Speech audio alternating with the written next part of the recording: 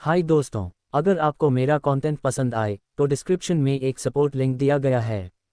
आपका सपोर्ट मुझे मोटिवेट करता है। Thank you. अध्याय 61 राजकुमार जुएक सिंह का मदद के लिए अनुरोध। जब सब कुछ व्यवस्थित हो गया तो सभी लोग चले गए नीचे। लेकिन इस समय डुगुबो ने सुतियान को ढूंढा और उससे कहा, युवा स्वामी, मुझे कुछ दिनों के लिए बाहर जाने की आवश्यकता हो सकती है। मैंने पहले स्वर्गदूत साम्राज्य के राजकुमार जू जिंग का एहसान चुकाया था।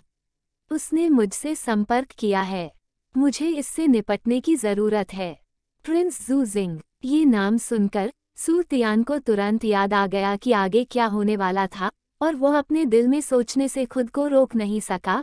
Continental soul master academy elite प्रतियोगिता के लिए अभी भी 1 साल से भी कम समय बचा है, और तांग सान और अन्य लोग तियांडर शहर में आ गए हैं।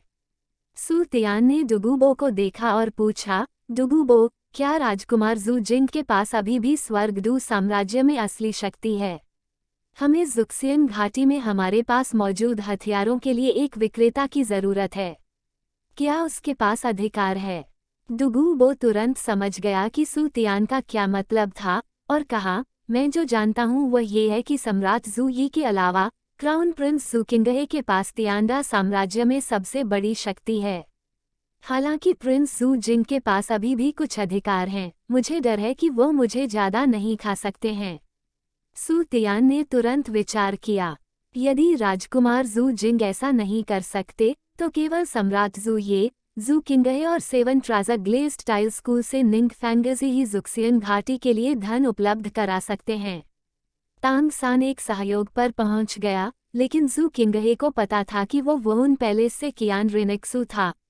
इससे पहले कि दूसरा पक्ष साम्राज्य की तलाश न करे, उसे सहयोग करने के लिए ढूंढना बहुत जल्दी था। इसलिए उसने डुगुबो से कहा, इस मामले में मैं तुम्हें एक काम दूंगा। तुम इस बार राजकुमार जू जिंग से मिलने जाओ और उससे मेरे लिए एक काम करने को कहो। बस इतना कहना कि मैं सम्राट जू ये से मिलना चाहता हूँ। जब डुगुबो को पता चला कि यह एक कार्य है, तो उन्होंने तुरंत जवाब दिया, हाँ युवा मास्टर, मेरे अधीनस्थ निश्चित रूप से इसे पूरा करेंगे। फिर डुगुबो उठकर चला गया। इस समय सू तियान को तांग सेन के बारे में सोचना पड़ा। डुगुबो तांग सेन पर हमला करेगा। उसने अनुमान लगाया कि यह डुगुयान का कारण था, लेकिन उसे याद नहीं था कि डुगुबो को ये खबर कैसे मिली। कुछ समय पहले डुगुबो फिर से उसके साथ चला गया। स्टार लुओ साम्राज्य छोड़ने के बाद वह नहीं जानता कि यह मूल कक्षा के अनुसार चलेगा या नहीं।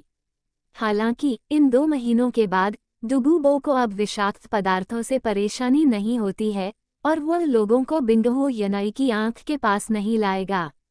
अगर डुगुबो को खबर मिलती है और वह कोई कदम उठाता है, तो क्या तांग सेन अभी भी उसकी जान बचा सकता है? अज्ञात। अंत में सू तियान ने अभी भी डुगुबो को याद नहीं दिलाया और डुगुबो को जाते हुए देखा। वह मंद मंद मुस्कुराया और कहा, तांग सान, आप अभी भी प्रार्थना करते हैं कि डुगुबो को आपकी बदमाशी वाली पोती के बारे में पता न चले, अन्यथा आप केवल नायक की रक्षा के लिए स्वर्ग पर भरोसा कर सकते हैं।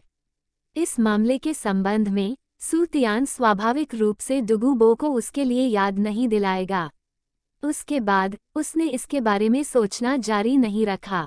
वुन मंदिर की कार्रवाई शुरू होने के बाद से 6 साल से भी कम समय था। सुनजियांगू की ताकत को जल्द से जल्द सुधारने की जरूरत है, और फिर उसके पास भूमिका निभाने के लिए पर्याप्त ताकत होगी। अपने परिवार की सुरक्षा सुनिश्चित करने में सक्षम होने का मतलब है कि उसने एक बच्चे के रूप में अपनी जिम्मेदारी पूरी कर ली है।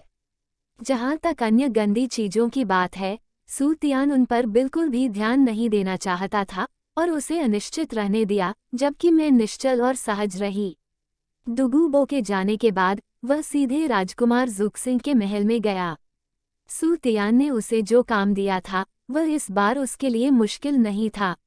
एक शीर्षक वाले डोलुओं के रूप में उसकी स्थिति के साथ सम्राट जू ये से मिलना बहुत आसान था।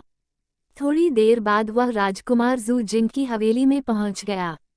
गेट से अंदर जाने के बजाय उसने अपनी मानसिक शक्ति को मुक्त कर दिया। राजकुमार जू जिंग के स्थान को भांपते हुए वह पलक झपकते ही राजकुमार जू जिंग के दरवाजे पर पहुंच गया। उसने दरवाजा धक्का दिया और चला गया।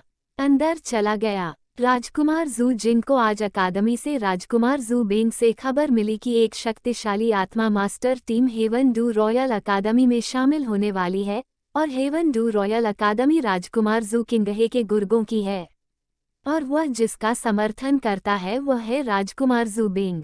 अगर वह शक्तिशाली आत्मा मास्टर टीम तियांडर रॉयल अकादमी में शामिल हो जाती है तो क्या ये राजकुमार जू किंगहे की ताकत को मजबूत नहीं करेगा। राजकुमार जू बेंग की स्थिति और भी चिंताजनक है, लेकिन उन्होंने जल्दबाजी में काम नहीं किया। दूसरे पक्ष को तियांडर इंपीरियल अकादमी में शामिल होने के लिए प्रधानाध्यापक मेंग शिंजी की सहमति लेनी होगी और इसी शिष्टाचार और समय गणना के अनुसार वे अगले दिन तक नहीं मिलेंगे। इसलिए उसके पास अभी भी समय है, लेकिन तियांडर रॉयल अकादमी उसके नियंत्रण में नहीं है।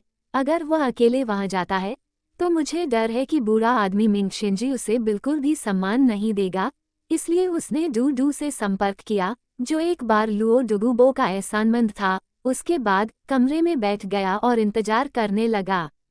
जैसे ही कमरे का दरवाजा खुला, डुगुबो को अंदर आते देख राजकुमार जू जिंग तुरंत उठ खड़ा हुआ और डुगुबो से कहा, मिस्टर डुगु, आप आखिरकार यहाँ आ ही गए।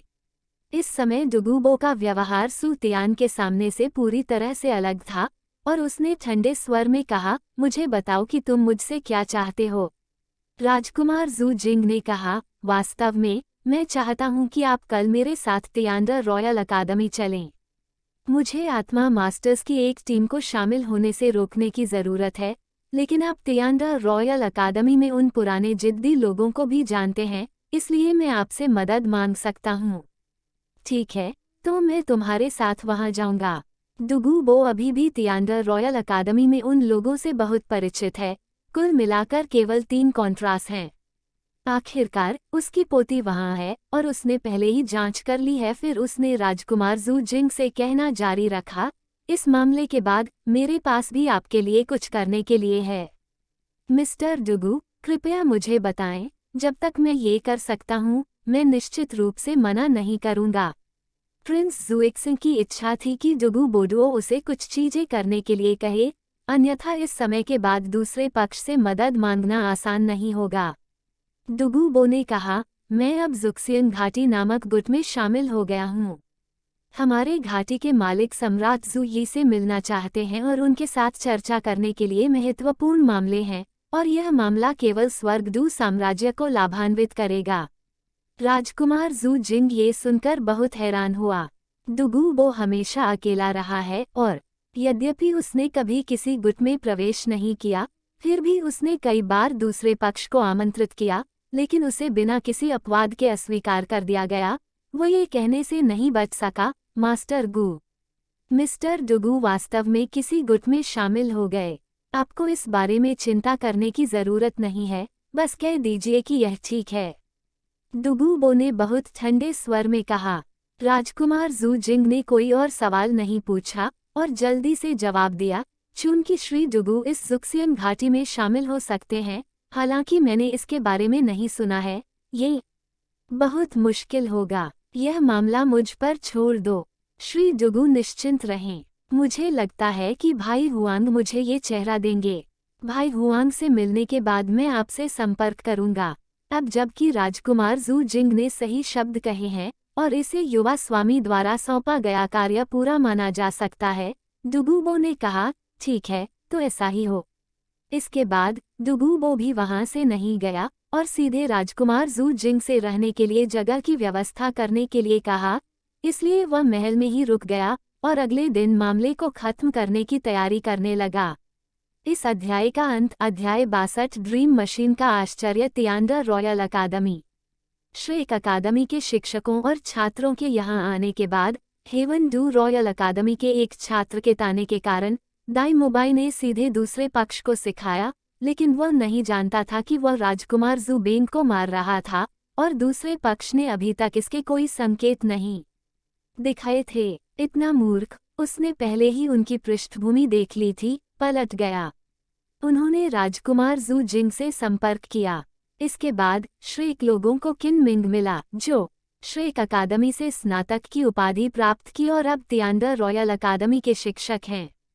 क्योंकि देर हो रही थी, अकादमी के अध्यक्ष को देखने जाना शिष्टाचार नहीं था, इसलिए किन मिंग ने उनके रहने और तैयारी करने की व्यवस्था की। मैं कल फिर से डीन को देखूंगा। अगले दिन समय की सही गणना करने के बाद राजकुमार जू जिंग बिना किसी सुरक्षाकर्मी के डुगुबो के साथ तियांडर रॉयल अकादमी चले गए।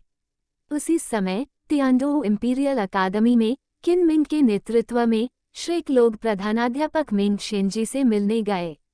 रास्ते में किन मिंग ने चलते चलते अकादमी के शिक्षकों और छात्रों के ग्रेड विभाजन से सभी को परिचित कराया। श्रेक में सभी लोग, चाहे वे शिक्षक हो या छात्र, किन मिंग का वर्णन सुना और जाना कि कैसे तियांडर रॉयल के शिक्षण संसाधन शक्तिशाली अकादमी थे। ये श्रेक के बराबर नहीं है, अकादमी में बिल्कुल भी नहीं, और उन्हें इस समय तक ये नहीं पता था कि मिंग शेंजी के निदेशक के अलावा अकादमी के प्रबंधन में मिंग शेंजी की सहायता के लिए यहाँ 2 कॉन्ट्रा स्तर के शिक्षक भी हैं।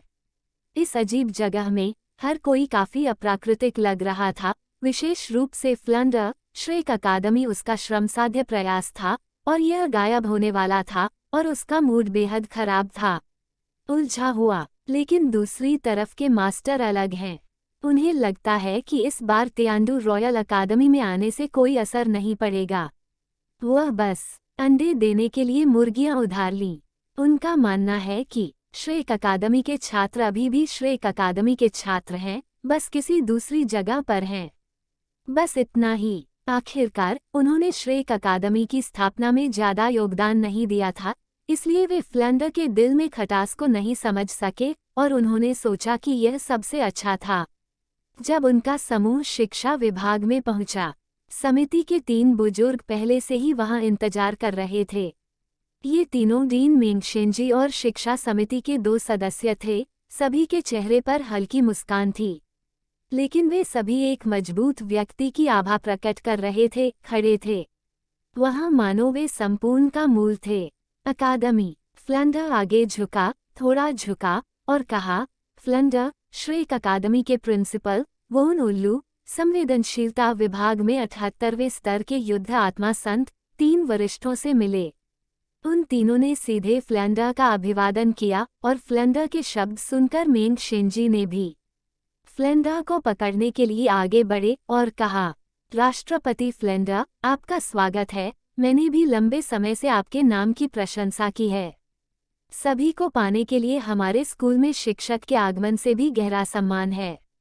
मैं मिंग शेंजी हूँ, अस्थायी रूप से dean, marshal soul black demon और कंट्रोल डिपार्टमेंट के लेवल 86 बैटल सोल डोलुओं के रूप में कार्य करते हुए। आइए, मैं आपको मिलवाता हूँ। बाईं ओर के बूढ़े व्यक्ति की ओर इशारा करते हुए उन्होंने कहा, ये बाई बाओशान कॉलेज की शिक्षा समिति वोन त्यानेक्सिंग फनेस रक्षा विभाग में 85 स्तरीय बैटल सोल डोलुओ है। फिर मिंग शेंजी ने एक और बूढ़े आदमी की ओर इशारा किया और कहा, ये झिलिन शिक्षा समिति वोन त्यानगंटिंग एक 83 स्तरीय हथियार कंट्रा है। नियंत्रण प्रणाली का। बाल बाओशान और झिलिन ने भी मुस्कुराते हुए फ्लेंडर को सिर हिलाकर हाँ कर दी। फ्लंडर की बात सुनने के बाद उसने श्रेक अकादमी के शिक्षक और 7 छात्रों को भी एक एक करके मिंग शेंजी के तीनों लोगों से मिलवाया। इस प्रक्रिया के दौरान वह देख सकता था कि ये तीनों तांगसान और उन 7 को आंक रहे थे। मुझे उनके जैसे शिक्षकों से ज्यादा दिलचस्पी है। इसके बाद मिंग शेंजी ने सभी को शिक्षा समिति में ले जाया। क्योंकि शिक्षा समिति में अधिक सीटें नहीं थीं, फ्लंडर और अन्य लोगों ने अपनी सीटें लेने के बाद तांगसान गी। वह केवल फ्लेंडर के शिक्षकों के पीछे ही खड़ा हो सकता था। मिंग शेंजी ने फ्लंडर और अन्य लोगों की ओर देखकर मुस्कुराते हुए कहा, मैंने किन मिंग से सुना है कि इन बच्चों ने इस अकादमी की हुआंग्रा टीम को हरा दिया है। जब मैंने ये सुना तो मैं वाकई हैरान रह गया। मुझे उम्मीद नहीं थी कि आपकी अकादमी ऐसे उत्कृष्ट और प्रतिभाशाली छात्रों को तैयार कर सके। इस बार तियांडर रॉयल अकादमी में आपका आना हमारे लिए सम्मान की बात है। समय। फ्लंडर दूसरे पक्ष की ईमानदारी भी देख सकता है, जो नकली नहीं लगती है, और वह बहुत राहत महसूस करता है। हालांकि तियांडर रॉयल अकादमी के 3 सदस्यों ने श्रेक टीम के रिकॉर्ड के बारे में सुना है, लेकिन अगर वे तियांडर रॉयल अकादमी मिंगशिंजी में शामिल होना चाहते हैं तो वे सभी रिकॉर्ड नहीं सुन सकते हैं। इसलिए चैटिंग के कुछ समय बाद कॉन्ट्रा जीलिन ने तांग सेन के बारे में पूछा, जो श्रेक टीम में मुख्य व्यक्ति था। तांग सेन के बाहर जाने के बाद जीलिन ने तांग सेन का परीक्षण किया और तांग सेन ने अचानक महसूस किया कि उसके शरीर के चारों ओर की हवा जम गई है। विशाल आत्मा शक्ति ने उसे असमर्थ बना दिया। बिल्कुल हिलना। फ्लेंडा में हर कोई जानता था कि जीलिन कॉन्ट्रा तांग सेन का परीक्षण करने के लिए, इसलिए उन्होंने उसे रोकने के लिए आगे कदम नहीं बढ़ाया। तांग सेन भी उनकी उम्मीदों पर खरा उतरा, झिलिन की आत्मा शक्ति के बढ़ते दबाव को बलपूर्वक झेला और तांग सेन को भी इससे बहुत लाभ हुआ। आखिरकार कॉन्ट्रा के उदारवादी जबरदस्ती और उत्पीड़न खेती नहीं है। अंत में आम लोगों को जो उपचार मिल सकता है, इससे न केवल उन्हें एक अजीब मेरिडियन को खोलने में मदद मिली, बल्कि उन्हें बाहरी आत्मा की हड्डी को पूरी तरह से एकीकृत करने की भी अनुमति मिली। मास्टर यू शियाओगांग ने भी इसे देखा था और खड़े होकर कहा, तांग सान को पूरा करने के लिए झिलिन सोल डोलुओ को धन्यवाद। लेकिन जब ये शब्द निकले तो न केवल झिलिन बल्कि मिंगशिंजी और बाइबाओशान भी बहुत उलझन में थे। इसलिए झिलिन ने पूछा, सफल क्या सही है? गुरु ने थोड़ा मुस्कुराया और कहा, जब से तांग सान ने बाहरी आत्मा की हड्डी से जुड़े 8 मकड़ी के भाले प्राप्त किए हैं, तब से वह उनके साथ वास्तव में एकीकृत होने में असमर्थ रहा है। इस बार झिलिन आत्मा से आपकी आत्मा के दबाव में डोलुओ बाहरी आत्मा की हड्डी सफलतापूर्वक उसके साथ विलीन हो गई। उसका शरीर पूरी तरह से जुड़ गया है और वह फिर कभी नहीं जा सकेगा। बाहरी आत्मा की हड्डी का नाम सुनकर मिंगशिंजी के तीनों लोगों ने एक दूसरे की ओर देखा। हालांकि वे एक नज़र में बता सकते थे कि तांग सेन की पीठ पर 8 मकड़ी के भाले आत्मा की हड्डियां थीं, लेकिन वे वास्तव में आत्मा की हड्डियां थीं। कभी उम्मीद नहीं की थी कि यह बाहरी आत्मा की हड्डी होगी। डोलुओ महाद्वीप पर जुड़ी हुई स्पिरिट हड्डी का मूल्य 10 वर्ष की स्पिरिट रिंग के बाद दूसरे स्थान पर है। क्या ये वास्तव में एक बाहरी आत्मा की हड्डी है? मिंगशिंजी ने भी कांपती आवाज में कहा। गुरु ने सिर हिलाया और कहा, हाँ, लेकिन हालांकि बाहरी आत्मा की हड्डी पूरी तरह से जुड़ी हुई है, ये गुरु को मारने के बाद अब गिर नहीं सकती है, लेकिन इस मामले को आप तीनों को गुप्त रखना चाहिए। हम समझते हैं, चिंता मत करो, हम इस मामले का खुलासा नहीं करेंगे। मिंगशिंजी ने कहा और वह आहें भरता रहा। उसके दिल में ये पहले से ही दूसरा राक्षस है। देखा है, अभी जीलिन वह आत्मा दबाव की विशिष्ट शक्ति के बारे में स्पष्ट है और एक बाहरी आत्मा की हड्डी है जो उसे सू तियान की याद दिलाती है, जो उसे पिछले साल स्टारडू 1 में मिली थी। इस घटना के बारे में सोचते हुए उसे बहुत पछतावा हुआ। तियांडो इंपीरियल अकादमी सबसे अच्छी है। तियांडो साम्राज्य में अकादमी में प्रवेश करने से पहले और आमतौर पर कोई भी मना नहीं करेगा, लेकिन उसने 1 साल से अधिक समय तक प्रतीक्षा की है और सू तियान के अकादमी में रिपोर्ट करने का इंतजार नहीं किया है। ये वास्तव में कुछ ऐसा है जो उसने नहीं किया। उम्मीद है, अगर उसे पता होता तो वह सू तियान को यहाँ ले आता, अन्यथा एक खोजने की कोई जरूरत नहीं है। मैं अब एक छोटे से कॉलेज से सोल मास्टर टीम बन गया हूँ। लेकिन उसे उम्मीद नहीं थी कि इस बार उसे प्रतिभाशाली तांग सेन मिल जाएगा और मिंगशिंजी भी बहुत सुखद आश्चर्यचकित था। उनके विचार में तांग सेन की प्रतिभा सू तियान से कमजोर नहीं थी और यहाँ तक कि सू तियान से भी आगे निकल गई। रिंग लाइफ लिमिट कुछ ही है, 100 साल अधिक, और आत्मा की शक्ति क्षमता केवल अधिक होगी, और तांग सेन नहीं है, कमजोर है और उसमें एक बाहरी आत्मा की हड्डी भी है। मिंगशिंजी ने राहत की सांस ली और कहा, मैंने कभी नहीं सोचा था कि हमारी आत्मा गुरु दुनिया में ऐसा प्रतिभाशाली व्यक्ति होगा। मैं आज यहाँ आप सभी से मिलकर बहुत खुश हूँ। फिर उन्होंने फ्लंडा की ओर देखा। प्रेसिडेंट फ्लंडा, आप निश्चिंत रह सकते हैं कि हम तीनों आपको इन बच्चों को सर्वोत्तम सुविधाएं प्रदान करने का आश्वासन दे सकते हैं। खेती की सुविधाएं और खेती का माहौल में भविष्य में आत्मा मास्टर दुनिया के शिखर पर खड़े होने के लिए उनका इंतजार करे। उस समय उनके रिज्यूमे में तियांडर रॉयल अकादमी शब्द थे और हम बहुत संतुष्ट थे। फ्लिंडर भी जल्दी से उठ खड़ा हुआ, उन तीनों को प्रणाम किया और कहा, तीनों वरिष्ठों, आप सभी का धन्यवाद।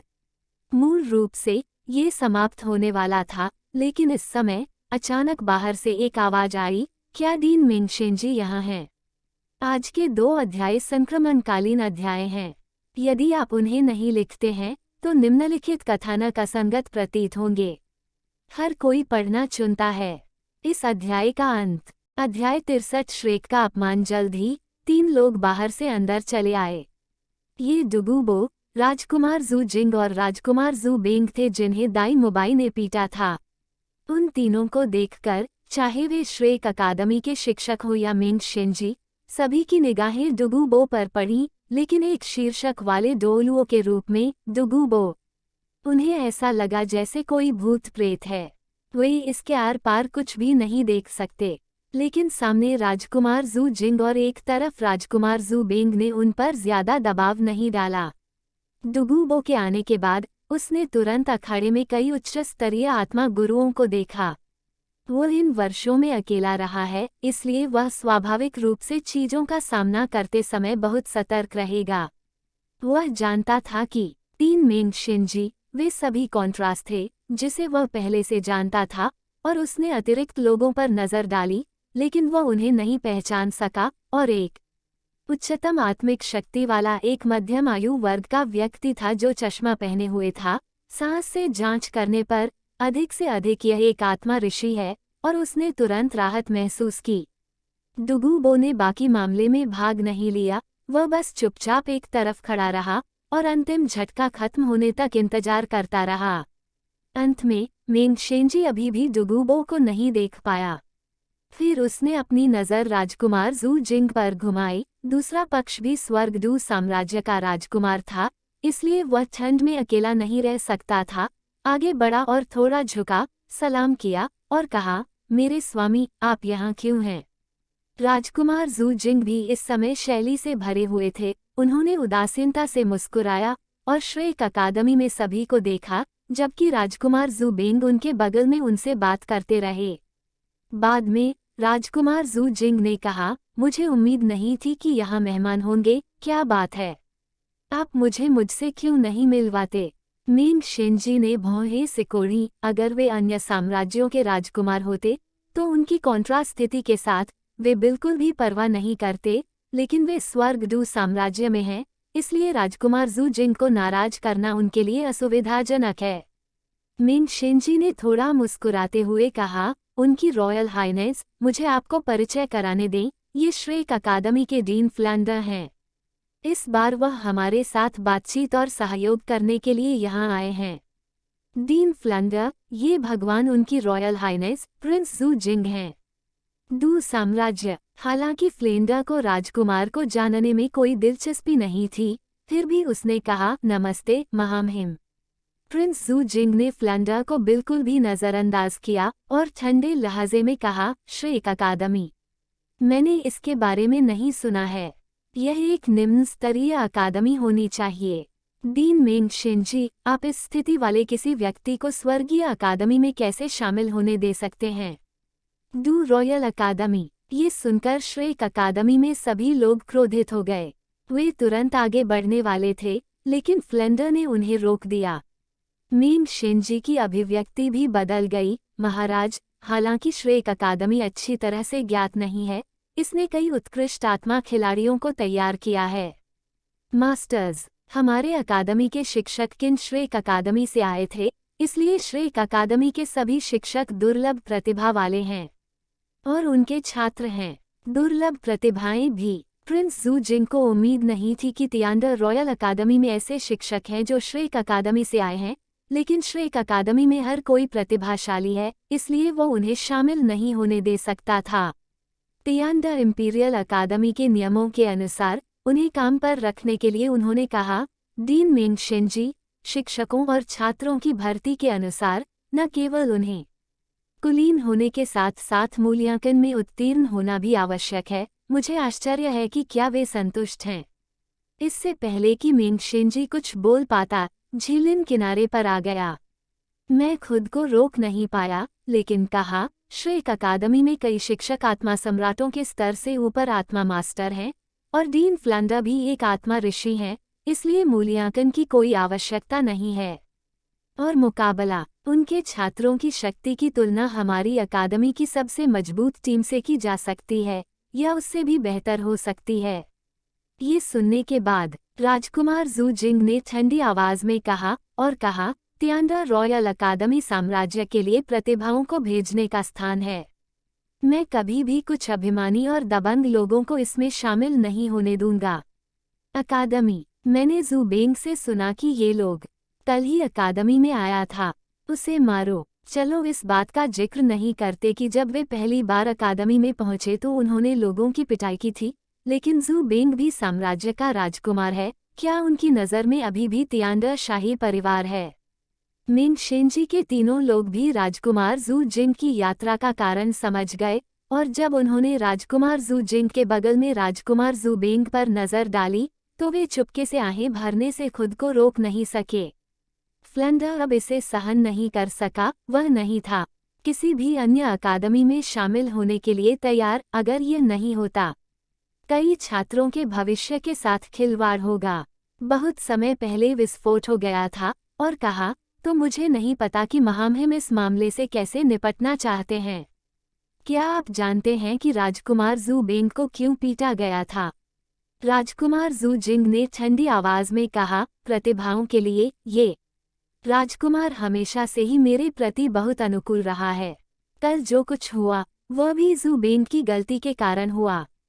तुम चाहो तो जा सकते हो, लेकिन तुम्हें मुझे ये साबित करना होगा कि तुम वाकई प्रतिभाशाली हो। ऐसा कहते हुए उसकी नज़र श्रेक में मौजूद सभी लोगों पर पड़ी। महामहिम इसे कैसे साबित करेंगे? फ्लिंडर ने बलपूर्वक अपने क्रोध को दबा लिया। राजकुमार जू जिंग ने थोड़ा मुस्कुराया और कहा, ये बहुत सरल है, जब तक आप आधी छड़ी के लिए बने रह सकते हैं। श्री डुगू के हाथों में धूप। यदि आप दृढ़ रह सकते हैं, तो मैं स्वीकार करूंगा कि आप वास्तव में प्रतिभाशाली हैं, और अतीत का पीछा नहीं किया जाएगा। इस समय दाइमोबाई ने जू बेंग को देखा, जो खुद पर गर्व कर रहा था, और गुस्से में बाहर निकल गया। लेकिन डुगूबो की सीधी निगाह ने दाइमोबाई को जमीन पर कुचल दिया, जिससे वह हिल नहीं सका। मिंग शेंजी को तुरंत एहसास हुआ कि वह श्रेक जैसे लोगों को अपनी अकादमी में दुर्घटना नहीं करने दे सकता, और तुरंत दाइमोबाई के पास पहुंचा।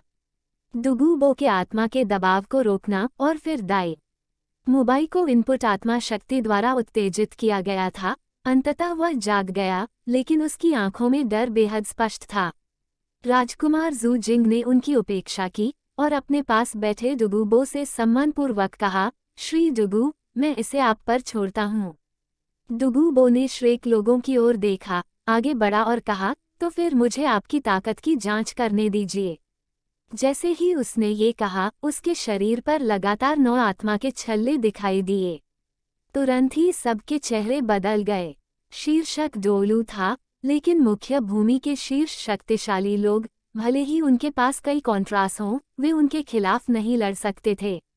1 मिनट रुकिए, महामहिम का उपनाम है डुगू, तो ये जहरीला डोलुओ डुगूबो का वरिष्ठ होना चाहिए।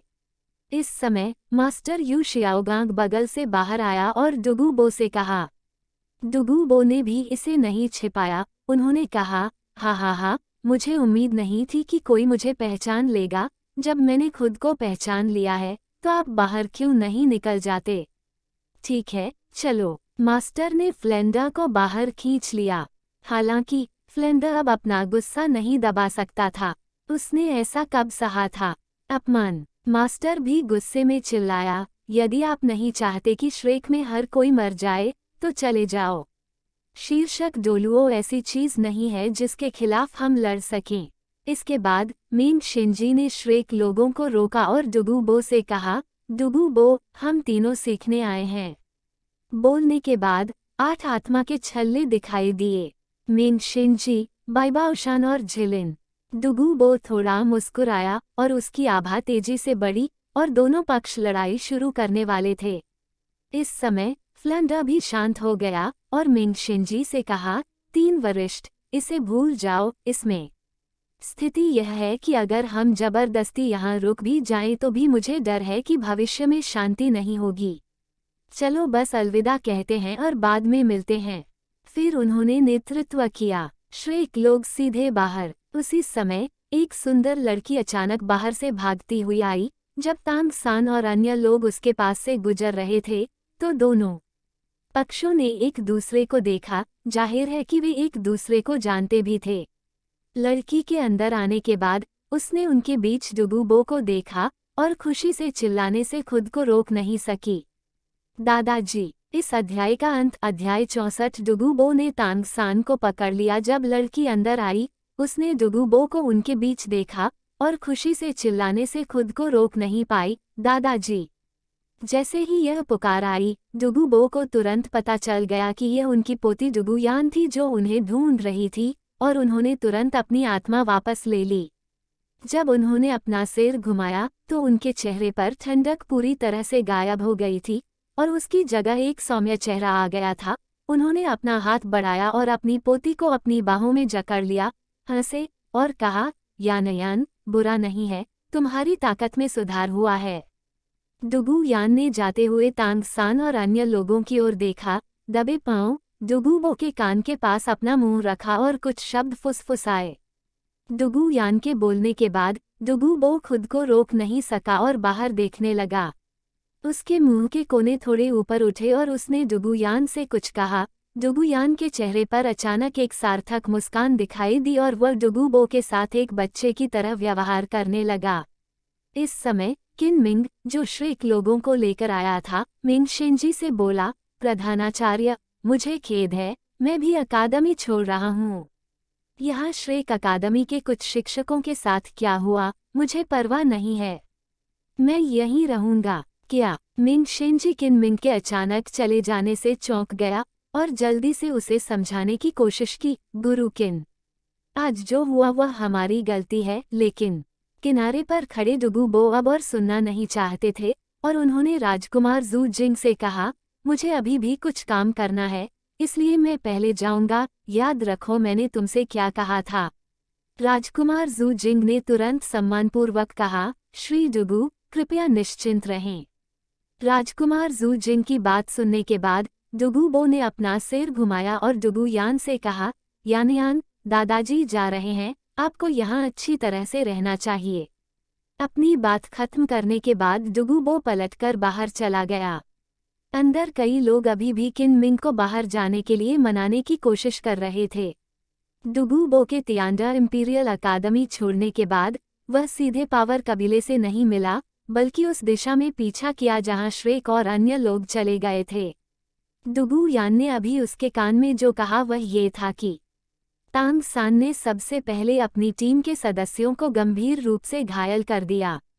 ग्रेट सोल एरिना में उसके जहर को तोड़ने के लिए जहर का इस्तेमाल किया और अंत में उसे अपनी पीठ पर कुछ हड्डी जैसी चीजों के साथ उठाया। ये दयनीय था और जब उसने ये सुना तो वह क्रोधित हो गया। हालांकि उसे लगता था कि उसने तांग सैन का नाम पहले कहीं सुना था, लेकिन उसे यह याद नहीं था। जबकि इसलिए जब श्रेक अकादमी और अन्य लोग चले गए तो वह सीधे उनके पीछे चला गया। जल्द ही उसने श्रेक और उसके साथियों को सड़क पर चलते देखा। तियांडो शहर अभी भी बेहद समृद्ध था और सड़क पर लोग आते जाते रहते थे और डुगुबो ने सीधे तौर पर कुछ नहीं किया। ऐसा लग रहा था कि वे शहर से बाहर जा रहे थे। गो ने फैसला किया कि उसके लिए कार्रवाई करने में बहुत देर नहीं होगी। शहर के बाहर किन मिंग ने रास्ते में श्रेक और अन्य लोगों को पकड़ लिया और सड़क पर शिक्षकों और छात्रों के एक दूसरे से प्यार करने का दृश्य दिखाने के बाद आगे बढ़ना जारी रखा। लेकिन जब डुगुबो भीड़ के पीछे शहर के द्वार तक गया तो श्रेक और अन्य लोग वापस आ गए। वह जल्दी से पीछे पीछे चला गया। श्रेक में सभी के वापस लौटने का कारण ये था कि उन्हें गेट पर लांबा अकादमी की भर्ती सूचना मिली थी और किन मिंग से पता चला कि लांबा अकादमी तियांडा रॉयल अकादमी से अलग थी, केवल नागरिकों की भर्ती करती थी, इसलिए हर कोई वहां जा रहा था। इसे आजमाएं। किसी ने वास्तव में फ्लैंडर की आंखों में धूर्त नजर को नहीं देखा। निश्चित रूप से जब वे लांबा अकादमी पहुंचे, यू शियाओगांग के अलावा अन्य शिक्षकों ने अपनी आत्मा के छल्ले दिखाए, तो सभी ने लांबा अकादमी में आसानी से प्रवेश किया और नेतृत्व में कॉलेज के डीन से मिलने गए। लांबा अकादमी के शिक्षक की जंगल से गुजरने के बाद सामने एक छोटा सा आंगन था। अंदर से एक मीठी लेकिन उदास गाने वाली आवाज आई। मास्टर तुरंत स्तब्ध रह गया और पूछा, फ्लेंडर, क्या तुमने ये जानबूझकर किया? फ्लेंडर चिल्लाया, जियोगैंग, क्या तुम अभी भी भागना चाहते हो? तुम पहले ही यहाँ आ चुके हो, तुम क्यों भाग रहे हो? छुपा रहे हो? बोलने के बाद फ्लेंडर ने मास्टर को खींच लिया और चला गया। हालांकि तांगसान और अन्य लोग हैरान थे, उन्होंने भी पीछा किया और एक मध्यम आयु वर्ग की खूबसूरत महिला को देखा, लगभग 30 साल की, यार्ड के बगल में फूलों के बगीचे में फूलों को पानी दे रही थी। एक साधारण सारोंग, लेकिन इसे छिपाना मुश्किल है। अपने गौरवपूर्ण आचरण से लांबा कॉलेज के शिक्षक ने सुंदर महिला से सम्मानपूर्वक कहा, डीन, आज कुछ नए आत्मा गुरु आए हैं और उनमें से कई के पास 60 स्तर से अधिक की आत्मा शक्तियां हैं। मैं आपसे निर्णय लेने के लिए कहने आया हूँ। ये सुनने के बाद सुंदर महिला ने अपना सिर उठाया और बाहर की ओर देखा और तुरंत बेहद उत्साहित हो गई और बाहर भागी। जियोगैंग, क्या यह आप हैं? क्या यह आप हैं, जियोगैंग? इसके बाद मास्टर यू शियाओगांग और सुंदर महिला के बीच बातचीत से तांगसान और अन्य लोगों को सुंदर महिला की पहचान भी पता चली, जो कि सींग वाले लियू एरलोंग निकले। गोल्डन ट्रायंगल में हत्या का मामला। गुरु अभी भी पीछे छोड़ने के लिए संघर्ष कर रहे थे, वह यहाँ नहीं रहना चाहते थे। तांगसान ने ये दृश्य देखा और गुरु को मनाने के लिए उनके साथ जंगल में चले गए। तब गुरु रुकने के लिए सहमत हुए और गुरु अंदर के आंगन में चले गए। तांगसान ने ये दृश्य देखा और गुरु के साथ जंगल में चले गए। तब गुरु रुकने के लिए सहमत हुए और गुरु अंदर के आंगन में चले गए।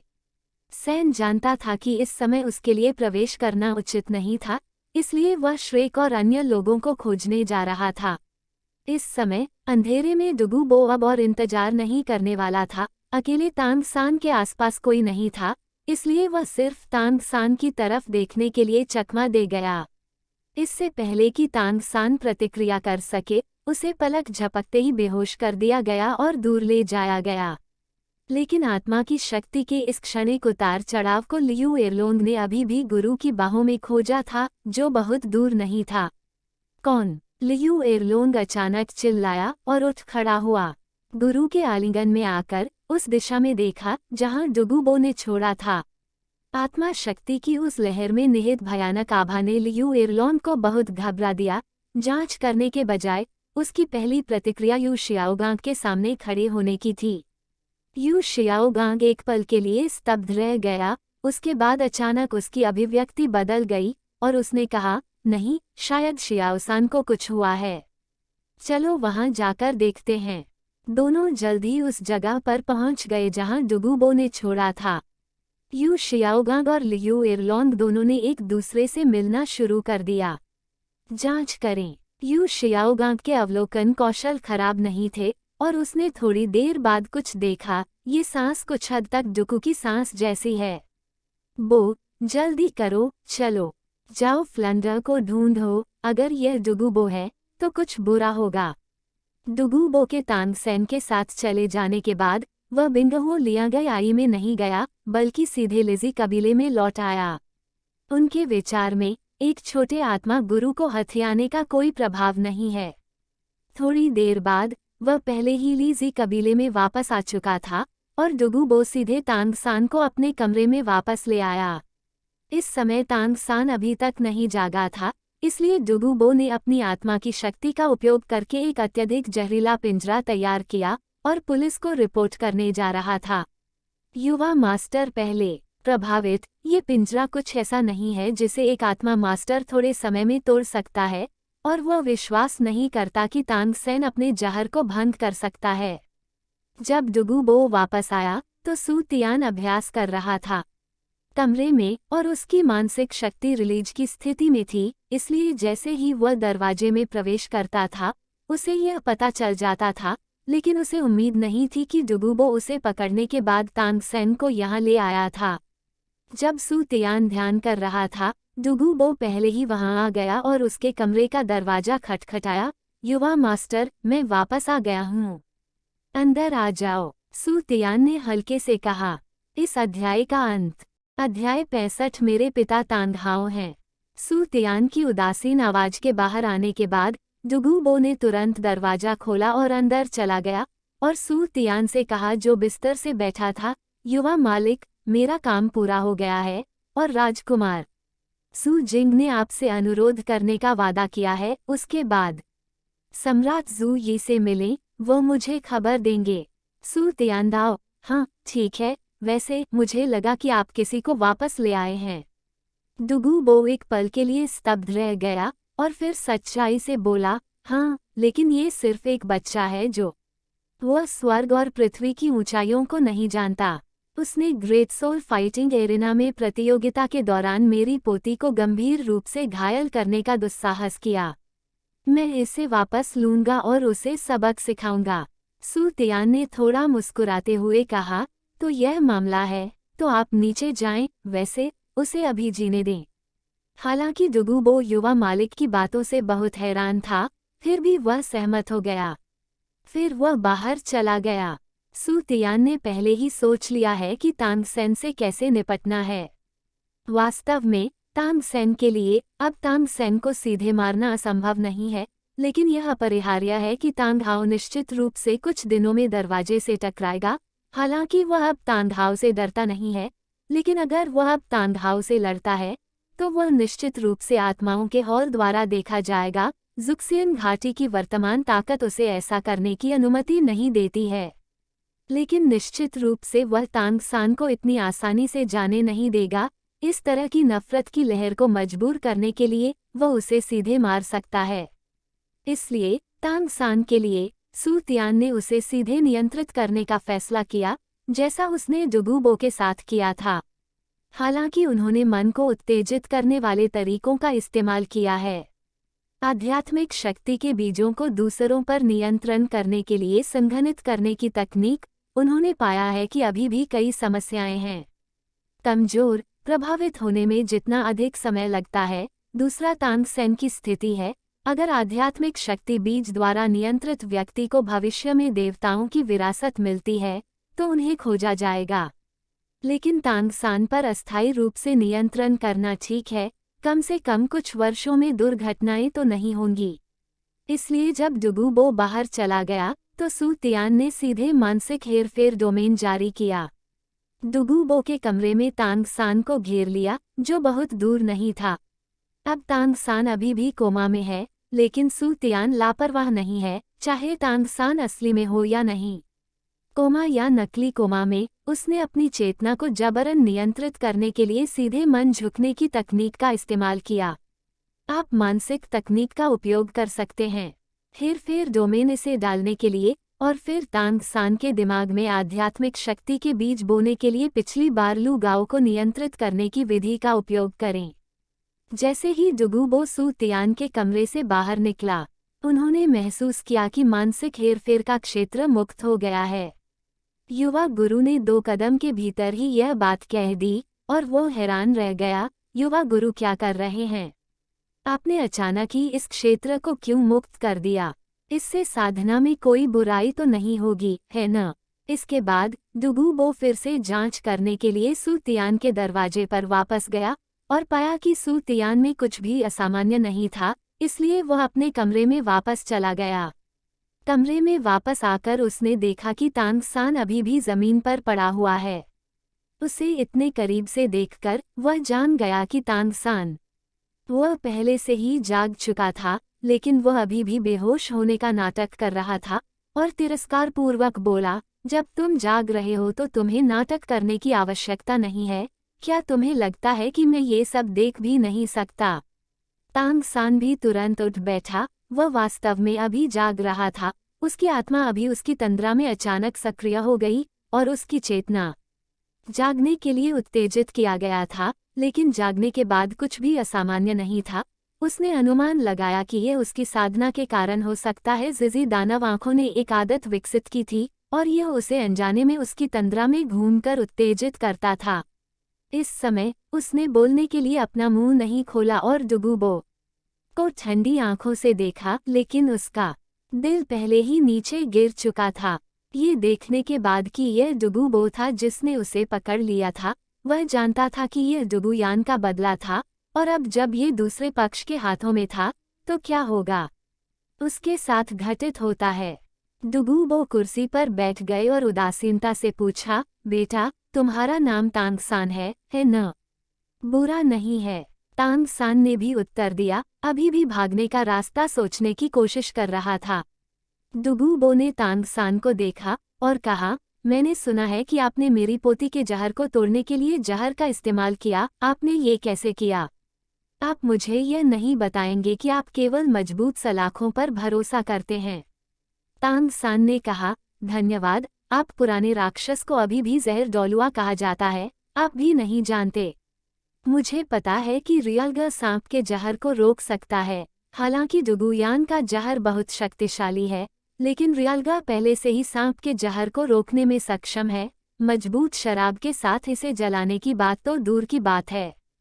डुगुबो ने हंसते हुए कहा, बेटा, क्या तुम सच में मौत से नहीं डरते? बूढ़े आदमी के जहर को तुच्छ समझने की तुम्हारी हिम्मत कैसे हुई? क्या तुम जानते हो कि बूढ़े आदमी का जहर सुनकर शीर्षकधारी डोलुओ भी पीला पड़ जाएगा? तांगसान ने घृणा से कहा, तुम्हारा जहर? ये तो बकवास है। तुमने क्या कहा? डुगुबो की आंखें चमक उठीं और उसके हाथ के हल्के से ऊपर उठने के साथ ही तांगसान का शरीर सीधा ऊपर की ओर उड़ गया और पीछे की दीवार से जोर से टकराया। डुगुबो ने तांगसान को घूरते हुए कहा, बेटा, अगर तुम अपनी तरफ से पूरी कोशिश करोगे तो मैं तुम्हें अभी मार डालूंगा। तुम्हें नहीं लगता कि डुगुबो लोगों को नहीं मार सकता है ना? तांगसान ने खुद को उठने के लिए मजबूर किया और व्यंग्यात्मक लहजे में कहा, तुम्हारा जहर बकवास है। जहर का इस्तेमाल दूसरों से निपटने के लिए किया जाता है। तुमने वास्तव में खुद को जहर दे दिया। क्या ये बकवास नहीं है? डुगुबो जोर से हंसा और एक झटके में वह तांगसान के सामने आया, अपने हाथों से तांगसान की गर्दन पकड़ी और उसे ऊपर उठा लिया। डुगुबो की जानलेवा आभा के तहत तांगसान ने भी 8वीं तलवार तान दी। स्पाइडर लांस आत्मा की हड्डी से जुड़ा हुआ है। वह तांगसान के शरीर की रक्षा करना चाहता था। डुगुबो तुरंत समझ गया, तो यह एक बाहरी आत्मा की हड्डी निकली। कोई आश्चर्य नहीं कि यह यानयान को चोट पहुंचा सकती है, लेकिन यह अफसोस की बात है कि यह पूरी तरह से जुड़ी हुई है। क्या आपके पास कहने के लिए कुछ और है? यहाँ तक कि जुड़ी हुई आत्मा की हड्डी भी डुगुबो को चोट नहीं पहुंचा सकी। तांगसान बेहद अनिच्छुक था और कठिनाई से कहा, आप भी अच्छी तरह से समाप्त नहीं होंगे। आपको मुझसे बेहतर पता होना चाहिए कि दोपहर और आधी रात को हर दिन सुन्नता और खुजली होती है, और ये लक्षण गहरा होता रहेगा, और यहाँ तक कि अपने वंशजों तक फैलाओ। सच में? तो अब देखो, डुगुबो ने कहा कि उसके शरीर का सारा जहर उसकी आत्मा में सिमट गया है। हड्डी। डुगुबो में आए बदलावों को देखकर तांगसान को तुरंत समझ आ गया कि डुगुबो ने अपने शरीर से विष को पूरी तरह से खत्म कर दिया है, लेकिन तांगसेन ने ये सोचने की हिम्मत नहीं की कि डुगुयान के शरीर पर विष क्यों नहीं घुला। इस समय उसका जीवन पहले से ही लाइन पर था। जब पहली लाइन पर पहुंचा, मेरा दिल अत्यधिक घबरा गया, क्योंकि डुगुबो अगले ही पल सीधे खुद को मारने की संभावना है, और अगर वह अपनी जान बचाना चाहता है तो उसे कुछ ऐसा कहना होगा जिससे डुगुबो डर जाए, और जल्दी से चिल्लाया, मेरे पिता हाउटिन डोलुओ तांगहाओ हैं। अगर आप मुझे मारते हैं तो मेरे पिता निश्चित रूप से तुम्हें भी मार देंगे। क्या तुम्हें लगता है कोई सुराग नहीं बचेगा? तुमने मुझे कहाँ पकड़ लिया? तांगहाओ, क्या आप तांगहाओ के बेटे हैं? डुगुबो भी इस समय याद आया। कोई आश्चर्य नहीं कि उसे हमेशा लगता था कि उसने तांगसेन के बारे में तब से सुना है जब से उसने नाम सुना है। ये पता चला कि उसने पिछली बार सू तियान और तांगहाओ की बातें सुनी थीं। मैंने उन्हें अपनी बातचीत में इसका उल्लेख करते हुए सुना। तांगसान ने महसूस किया कि डुगुबो का हाथ पहले की तरह कड़ा नहीं था, और कहा, बेशक तांग हाओ मेरे पिता हैं। दुगू बो को लगा कि आखिरकार उसे पता चल गया कि युवा मास्टर ने उसे तांग सेन की जान बचाने की इजाज़त क्यों दी। ये जानते हुए कि तांग सेन तांग हाओ का बेटा था, उसके लिए अब कोई कदम उठाना वाकई मुश्किल था। लेकिन वह आखिरकार एक शीर्षक वाला डोलुओ है। हालांकि उसका तांगसान को मारने का इरादा नहीं था, लेकिन जब दूसरे पक्ष ने कहा कि उसके पिता तांगहाओ थे, तो उसने तुरंत उसे जाने दिया। क्या ऐसा नहीं लगेगा कि वो बहुत बेशर्म था? अपना बायां हाथ उठाकर तांगसान को फेंक दिया। तांगसान बेहोश हो गया और उत्तीर्ण हुआ। इस अध्याय का अंत। अध्याय 66। लांबा अकादमी। यू शियाओगांग और लियू एरलोंग ने फ्लैंडर को खोजने के बाद उस जगह की जांच करने के लिए गए जहां तांगसान को ले जाया गया था। ये पुष्टि करने के बाद कि तांगसान को डुगुबो ने ले जाया था, उन्होंने चर्चा शुरू की कि डुगुबो का पता कैसे लगाया जाए। वे बस इतना जानते थे कि राजकुमार जू जिंग डुगुबो से संबंधित थे, लेकिन तियांडा शहर में एक शाही राजकुमार का सामना करना अवास्तविक था। अंत में उन्होंने तियांडर रॉयल अकादमी जाने का फैसला किया। पहले डीन मिंगशिंजी से पूछें। आखिरकार पिछली घटनाओं को देखते हुए मिंगशिंजी स्पष्ट रूप से डुगुबो को जानते थे। हालांकि जब वे बाहर जाने वाले थे, तो लियू एरलोंग, जो लांबा अकादमी की डीन और एक कॉन्ट्रा भी थी, ने अपनी आदतन रिहाई के साथ पूरी अकादमी को रोकने के लिए अपनी मानसिक शक्ति का इस्तेमाल किया। कुछ ही दूरी पर एक छात्र के अनजाने वाक्य ने उसका ध्यान खींचा। यह एक मजबूत युवक था जो अकादमी में अकेला घूम रहा था और बड़बड़ा रहा था, मुझे नहीं पता कि दादाजी किसी खोजी जियांगू में क्यों शामिल होना चाहते हैं, हालांकि वहां एक शीर्षक वाला डोलुओ है। कितना असहज है। शीर्षक वाले डोलुओ मुख्य भूमि पर दुर्लभ हैं और उनमें से कुछ सभी बड़े संप्रदायों में हैं। यहाँ तक कि तियांडर साम्राज्य के शाही परिवार ने भी शीर्षक वाले डोलुओं के बारे में कभी नहीं सुना है। एक ऐसी शक्ति जिसके बारे में कभी नहीं सुना गया लगता है। लियू एरलोंग का दिल अचानक चमक उठा और उसने जल्दी से फ्लैंडर और यू शियाओगांग को अपने पास रोक लिया। एक मिनट रुको। फ्लैंडर ने लियू एरलोंग को संदेह से देखा, लेकिन मास्टर यू शियाओगांग पहले से ही बहुत चिंतित था और कहा, एरलोंग, अब आप किसका इंतजार कर रहे हैं? शियाओसान मेरा शिष्य है, हमें जल्द से जल्द डुगुबो को ढूंढना होगा। लेकिन लियू एरलोंग ने इस बार कोई जवाब नहीं दिया और चकमा देकर बाहर निकल गया और जल्द ही फ्लैंडर और अन्य दो की संदिग्ध निगाहों के सामने एक लड़के को वापस ले आया। यू शियाओगांग ने खुद को ये पूछने से नहीं रोका, एरलोंग, तुम क्या कर रहे हो? लियू एरलोंग स्पष्ट रूप से इस मजबूत युवक को जानते थे, इसलिए उन्होंने सीधे कहा, ताइलोंग, मैंने अभी आपको ये कहते हुए सुना कि आपका परिवार अन्य बलों में शामिल हो गया है और एक शीर्षक डोलुओ भी है। ताइलोंग अब अचंभित था। उसे उम्मीद नहीं थी कि कुछ शब्द कहने के बाद डीन उसकी बात सुनेंगे। दादाजी ने कल उन्हें बुलाया था, लेकिन ये स्पष्ट कर दिया था कि यह मामला फिलहाल बाहर नहीं फैलाया जा सकता।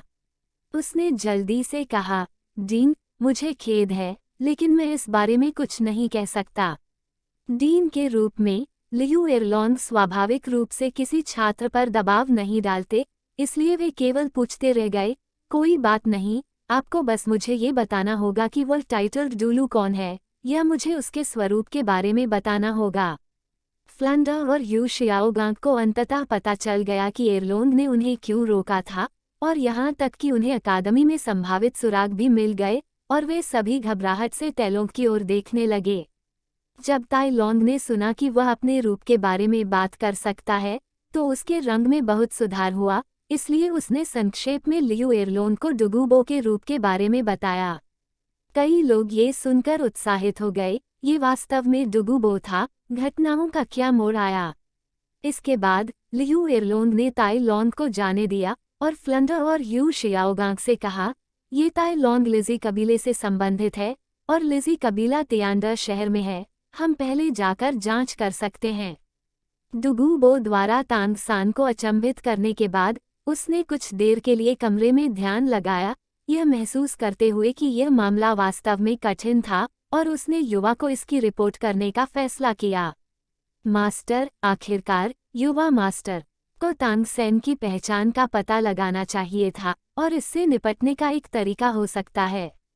ये सोचकर डुगुबो उठ खड़ा हुआ और जाने के लिए तैयार हो गया। अचानक बाहर से आवाज आई, डुगुबो, बाहर आओ। और यह मास्टर यू शियाओगांग की आवाज थी। फ्लंडर, लियू एरलोंग और यू शियाओगांग के लिजी कबीले के दरवाजे पर आने के बाद यू शियाओगांग ने सीधे अपने वुहुन लुओ सानपाओ को जांच के लिए बुलाया।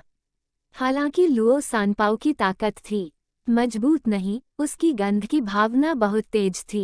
वो एक साधारण सूंघने से पुष्टि कर सकता था कि डुगुबो वास्तव में यहाँ था, इसलिए उसने जल्दी से अंदर चिल्लाया। फ्लेंडर ने जल्दी से समझाया, जियो गैंग, चिंता मत करो, जियो सान इतने कम समय में ठीक हो जाएगा। जल्द ही दरवाजा खोला गया और यह डुगुबो था जो उनके सामने प्रकट हुआ, लेकिन वह अकेला नहीं था। उसके पीछे एकल विशेषता वाले 4 कुलों के कई कुलपति थे। दरवाजे पर चिल्लाहट ने तुरंत उन सभी को चिंतित कर दिया और वे सभी जांच करने के लिए बाहर आए। डुगुबो सीधे आगे बढ़ा, उसकी आंखों में हरी रोशनी चमक रही थी, उसके पूरे शरीर से एक उदास आभा निकल रही थी। फ्लेंडर और अन्य लोगों को घूरते हुए उसने ठंडे स्वर में कहा, तुम ही मुझे ढूंढ रहे हो। यू शियाओगांग ने गुस्से से कहा, डुगुबो, क्या तुमने तांगसान को पकड़ लिया? तुम उसे कहाँ से लाए?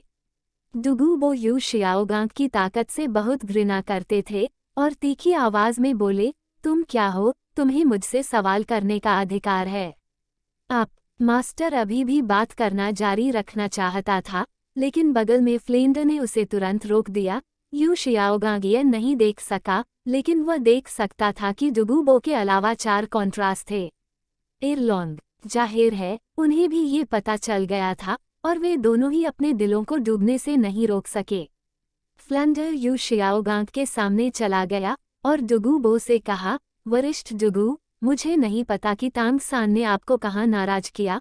मैं आपसे माफी मांगने आया हूँ, कृपया अपना सम्मान दिखाएं, उसे जाने दें। चारों ओर के कुलपतियों को आखिरकार पता चल गया कि क्या हुआ था और उनमें से ताई टेन ने लांबा अकादमी के डीन लियू एरलोन को पहचान लिया था। उसे यहाँ आने की उम्मीद नहीं थी, लेकिन वह आगे भी नहीं बढ़ा। ये स्पष्ट है कि वे एक ही पक्ष में नहीं हैं। इस समय एक व्यक्ति उनके पीछे आया। डुगुबो और 4 कुलपतियों ने जब उस व्यक्ति को आते देखा तो फ्लेंडर और अन्य लोगों को अनदेखा कर दिया और सीधे अंदर की ओर थोड़ा झुककर कहा, युवा स्वामी। ये सू तियान था जो आया था।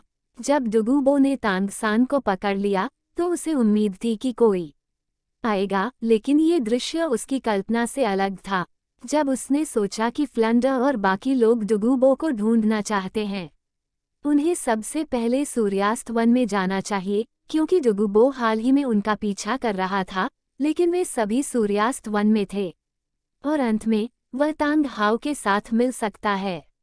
वह अब तांग हाओ से नहीं डरता, ये तो बताने की जरूरत ही नहीं कि तांग हाओ के पास अभी भी छिपे हुए घाव हैं। वह तांग हाओ को बर्फ और आग यिन यांग छोड़ने के लिए मनाने की कोशिश कर रहा है। अगर तांग हाओ भी साथ आ जाए, अपनी ताकत के बाद उसके पास ऐसा करने का एक कारण होगा।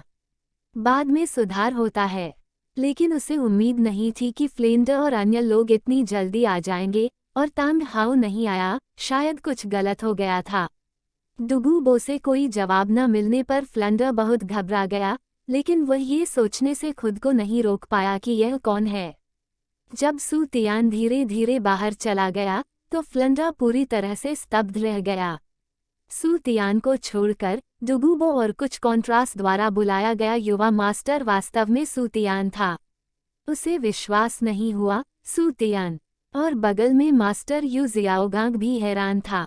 लियू एरलोन उत्सुक था। बॉस फू वास्तव में यहाँ के मालिक को जानता था। क्या ये फिर से आशाजनक नहीं होगा? इस अध्याय का अंत। विज्ञापन। अध्याय 67 बातचीत। सू तियान के बाहर आने के बाद उसने दरवाजे पर कुछ लोगों को देखा, आगे बढ़ा और फ्लेंडर से कहा, डीन, बहुत समय हो गया मिलते हुए। जब फ्लेंडर ने सुना कि यह वास्तव में सू तियान है तो उसने जल्दी से पूछा, सू तियान, तुम यहाँ क्यों हो? या कोई युवा मास्टर हो? सू तियान ने थोड़ा मुस्कुराते हुए इस सवाल का जवाब नहीं दिया, लेकिन पूछा, डीन, मुझे नहीं पता कि आप यहाँ क्यों हैं। ये देखकर कि सू तियान ने इनकार नहीं किया, फ्लिंडर आखिरकार थोड़ा शांत हो गया। बस अब डुगूबो और चार कॉन्ट्रास, उन्हें लड़ने की भी जरूरत नहीं थी, क्योंकि वे निश्चित रूप से उन्हें हरा नहीं सकते थे। अब सू तियान को देखकर वह मदद नहीं कर सका, लेकिन एक चमक महसूस की। आशा की किरण जगी और उसने कहा, सू तियान, मिस्टर डुगू ने तांग सान को पकड़ लिया है। मुझे नहीं पता कि तांग सान ने कहीं उसे नाराज किया है या नहीं। देखें कि क्या तुम इस बार उसे तांग सान को जाने दे सकती हो। सुनने के बाद सू तियान ने अपनी राय व्यक्त नहीं की, लेकिन डुगूबो को देखा और कहा, डुगूबो, क्या ऐसी कोई चीज है? जब डुगूबो ने युवा मास्टर को उससे पूछते देखा तो वह तुरंत समझ गया कि सू तियान का क्या मतलब था और कहा, युवा मास्टर, मैंने उसे पकड़ लिया। मैं उसे आज वापस लाया और उसे अपने कमरे में बंद कर दिया। उस लड़के ने मेरी पोती को पीटा, इसलिए उसे वापस लाओ और उसे सबक सिखाओ। फ्लंडर और यूजियांगन को आखिरकार समझ में आ गया कि डुगूबो विशेष रूप से तांग सैन को पकड़ने क्यों गया था। वे मदद नहीं कर सके, लेकिन पिछली आत्मा लड़ाई प्रतियोगिता में डुगुयान नाम की लड़की के बारे में सोच रहे थे और उन्होंने उम्मीद नहीं की थी कि समस्या यहाँ दिखाई देगी। सू तियान ने डुगूबा के शब्दों को सुनने के बाद सिर हिलाया और फ्लिंडर से कहा, डीन, चूंकि आप इस बार व्यक्तिगत रूप से यहाँ आए हैं, इसलिए मैं स्वाभाविक रूप से आपको निराश नहीं करूंगा, लेकिन शीर्षक वाले डोलुओं की महिमा को लापरवाही से नाराज नहीं किया जा सकता है। इसके अलावा वह अभी भी मेरी जुक्सियन घाटी से है। मैं नहीं चाहता कि जो हुआ वह बस हो जाए। अब फिर से होने वाला है। अपनी बात समाप्त करने के बाद उसने फ्लंडर के बगल में बैठे मास्टर यू शियाओगांग की ओर देखा, लेकिन यू शियाओगांग की नज़र में वह एक भयंकर जानवर की तरह लग रहा था जो अपनी सरल आभा के साथ उसकी ओर दौड़ रहा था, और वह मदद नहीं कर सका और 2 कदम पीछे हट गया। फ्लेंडर ने सू तियान के शरीर पर आभा को भी महसूस किया, आत्मा की शक्ति का उपयोग किए बिना ऐसा प्रभाव। वह भयभीत होने से नहीं बच सका। दूसरी पार्टी अब वह नहीं थी जो वह अकादमी छोड़ते समय थी। वह ये भी जानता था कि सू तियान जिस बारे में बात कर रहा था वह डुगूबो के प्रति जियाओ गैंग का रवैया था। उसने वास्तव में सोचा कि जियाओ गैंग बस थोड़ा चिंतित था। आखिरकार जब वह आया तो उसने भी डुगूबो से इस तरह बात करने की हिम्मत नहीं की। उसने सोचा, उसके दिल में यह बात थी कि शायद जियाओगांग उनके साथ निर्णय लेने का आदी था और इस बार ये तांग सैन का व्यवसाय था, इसलिए वह एक पल के लिए भूल गया कि इस डोलुओ महाद्वीप में ताकत सबसे महत्वपूर्ण चीज है। लेकिन इस बार तांग सान को सफलतापूर्वक बचाने में सक्षम होने के कारण फ्लिंडर राहत महसूस करने से खुद को रोक नहीं सका और सू तियान से कहा, धन्यवाद सू तियान। सू तियान ने डुगूबो की ओर देखा और कहा, डुगूबो, चूंकि तांग सान आपके कमरे में है, इसलिए जाकर उसे यहाँ ले आओ। हाँ, युवा मास्टर। डुगूबो जानता था कि इस मामले को इस तरह से संभाला गया था और उसने पहले ही तांग सान को सबक सिखा दिया था, इसलिए वह सीधे अंदर चला गया। कुछ ही देर बाद डुगूबो तांग सान के साथ बाहर चला गया। तांग सान डुगूबो के पीछे था, लेकिन उसका दिल बहुत उलझन में था। उसे समझ नहीं आ रहा था कि डुगूबो क्या करना चाहता है। दरवाजे की ओर चलते हुए तांग सान ने देखा। भीड़ में उसने तुरंत उनमें से 3 फ्लंडर्स को देखा। वह तुरंत समझ गया कि यह डीन और शिक्षक थे जो उसे बचाने आए थे। आखिरकार उसने अपने दिल में बहुत राहत महसूस की, लेकिन उसे जो बात हैरान कर रही थी वह ये थी कि सू तियान भी यहाँ था। ये देखकर कि डुगूबो ने उसे नहीं रोका, वह सीधे फ्लंडर के तीनों के सामने चला गया और बोला, डीन, शिक्षक। गुरु तेजी से आगे बढ़े, तांग सान को पकड़ लिया और कहा, छोटे सान, क्या तुम ठीक हो? क्या तुम घायल हो? शिक्षक, मैं ठीक हूँ। मुझे वास्तव में खेद है कि मैंने आपको चिंता में डाल दिया और मुझे आपकी ज़रूरत है कि आप आकर मुझे बचाएं।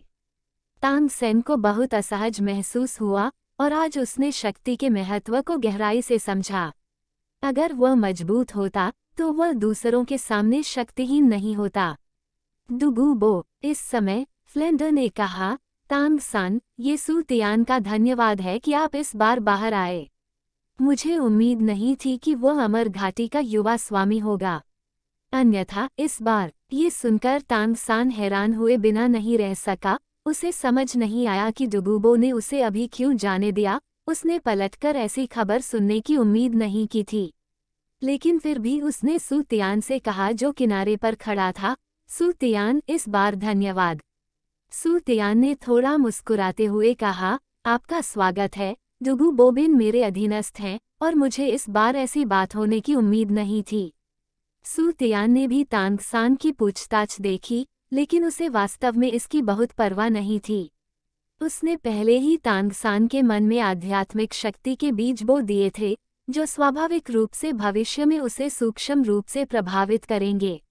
उसके बाद, बिना कुछ कहे, फ्लिंडर ने कहा, और अन्य लोग स्पष्ट रूप से यहाँ और अधिक समय तक नहीं रुकना चाहते थे, इसलिए सू तियान ने उनके साथ कुछ शब्दों का आदान प्रदान किया और फिर उन्हें जाने दिया। सू तियान ने डुगुबो और कई कुलपतियों को अंदर ले जाने के बाद भीड़ की ओर देखने के लिए अपना सिर घुमाया। भाव पहले ही डूब चुके थे। उन्होंने सबसे पहले डुगुबो को देखा और कहा, डुगुबो, तांग सान को गिरफ्तार करना आपका निजी मामला है, लेकिन मैं जानना चाहता हूं कि वे इस जगह को इतनी जल्दी कैसे ढूंढ पाए। तभी डुगुबो को पता चला कि यह वही मामला था जिस पर सू तियान ध्यान दे रहा था। वास्तव में वह भी काफी हैरान था। युवा मास्टर, मैंने उसे पकड़ लिया। लांबा अकादमी नामक जगह में एक बच्चा था। संयोग से वो उस समय अकेला था और उनके लिए मेरा पीछा करना असंभव है, इसलिए उन्हें खबर मिल गई होगी। अन्य स्थानों से चारों कुलपति भी इस बात पर विचार कर रहे थे। उस समय वे सिर्फ 2 दिनों के लिए तियांडर शहर में रुके थे।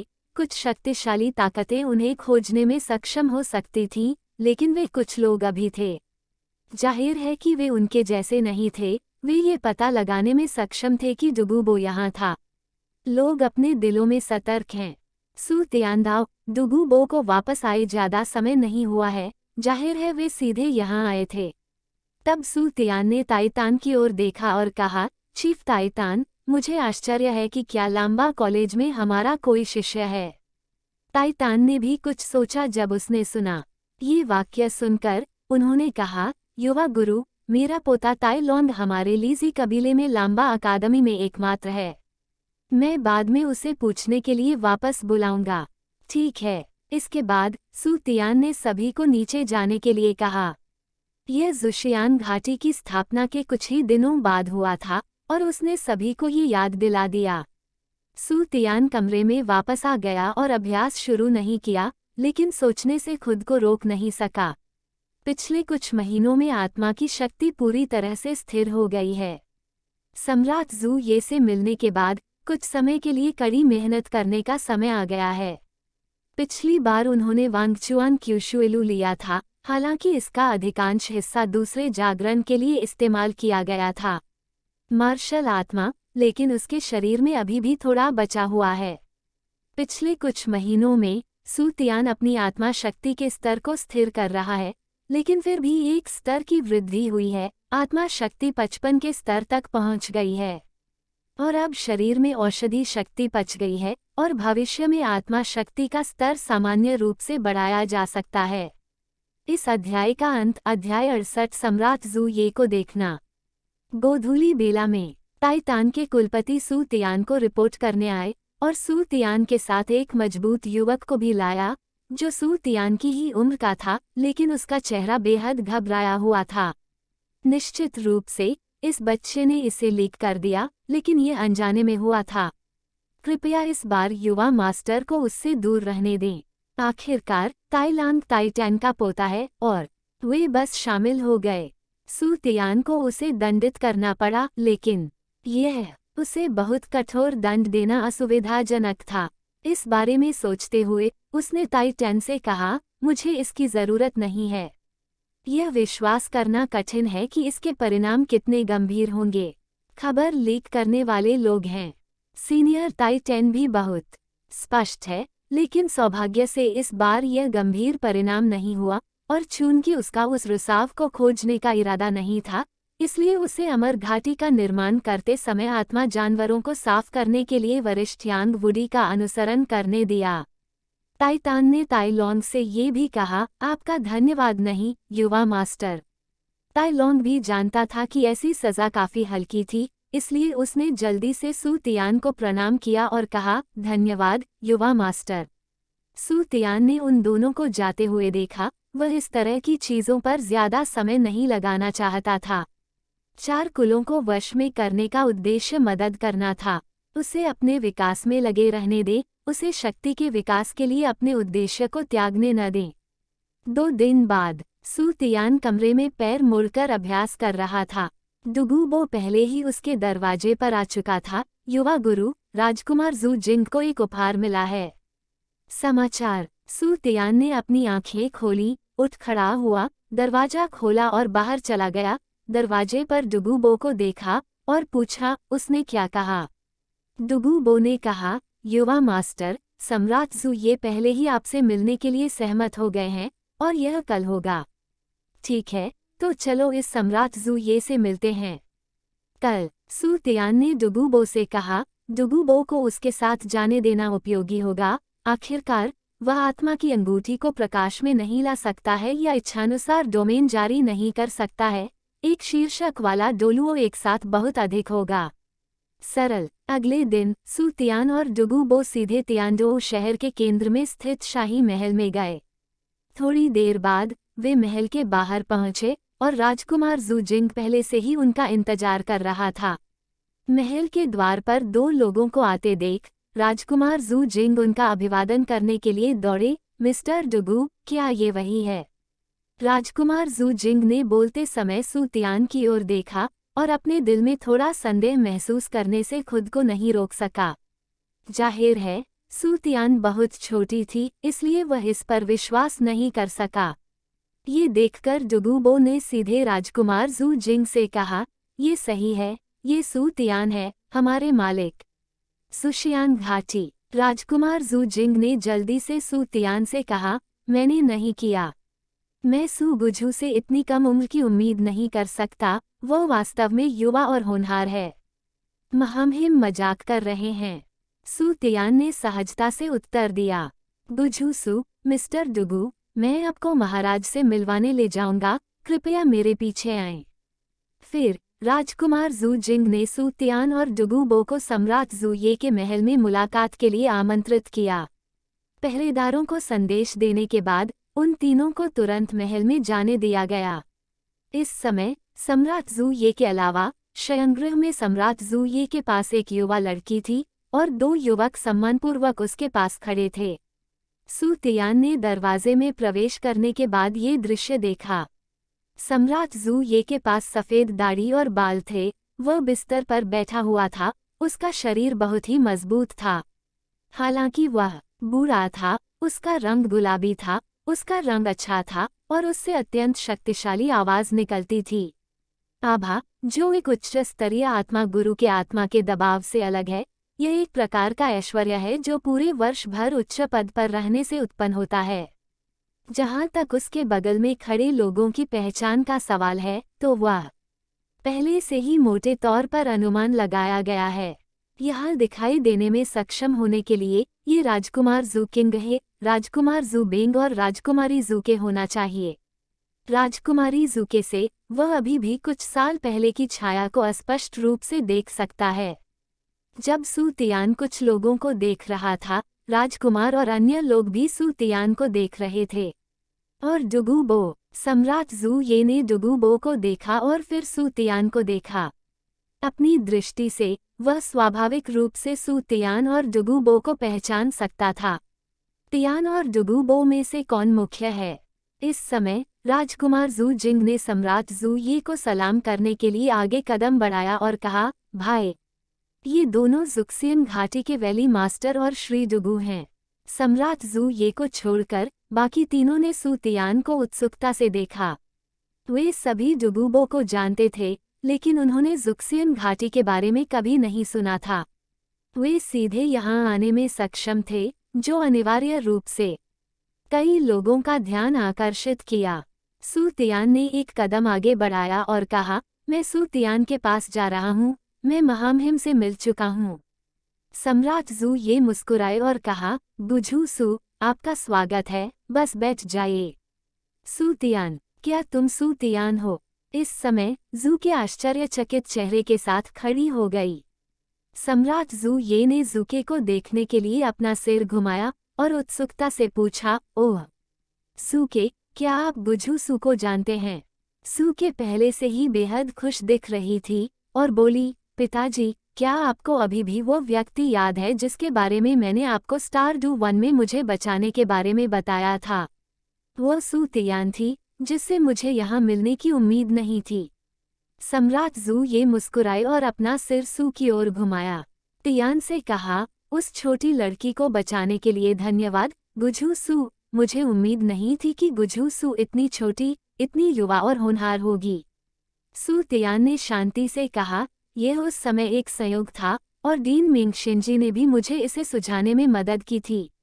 परेशानी बाद में। इस समय जू के पहले से ही सू तियान के सामने चला गया था और पूछा, वैसे सू तियान, आप अब घाटी के मालिक क्यों हैं और आप मेरे पिता को क्यों ढूंढ रहे हैं?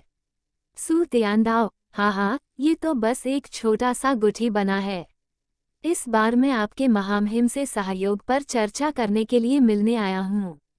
सम्राट जू ये ने बीच में कहा, जुनक्सियन घाटी कोई छोटी ताकत नहीं है।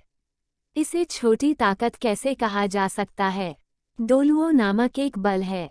हालांकि मैं सू गुझू के सहयोग के बारे में भी बहुत उत्सुक हूँ। जू जिंग अफवाह है कि गुझू सू का सहयोग साम्राज्य के लिए बहुत मदद ला सकता है, लेकिन मैं नहीं जानता कि यह क्या है। सू तियान ने सोल गाइड से एक पिस्तौल निकाली। इस पर एंटी डिसअसेंबली डिवाइस को लू गाओ द्वारा फिर से डिजाइन किया गया है। लगभग कोई भी इसे चुरा नहीं सकता है। विनिर्माण विधि। वो आगे बढ़ा और इसे सौंपते हुए कहा, ये वही है जो मुझे चाहिए। महामहिम के सहयोग से यह जुक्सियन घाटी में मेरे द्वारा बनाया गया एक हथियार है जो शक्तिशाली है।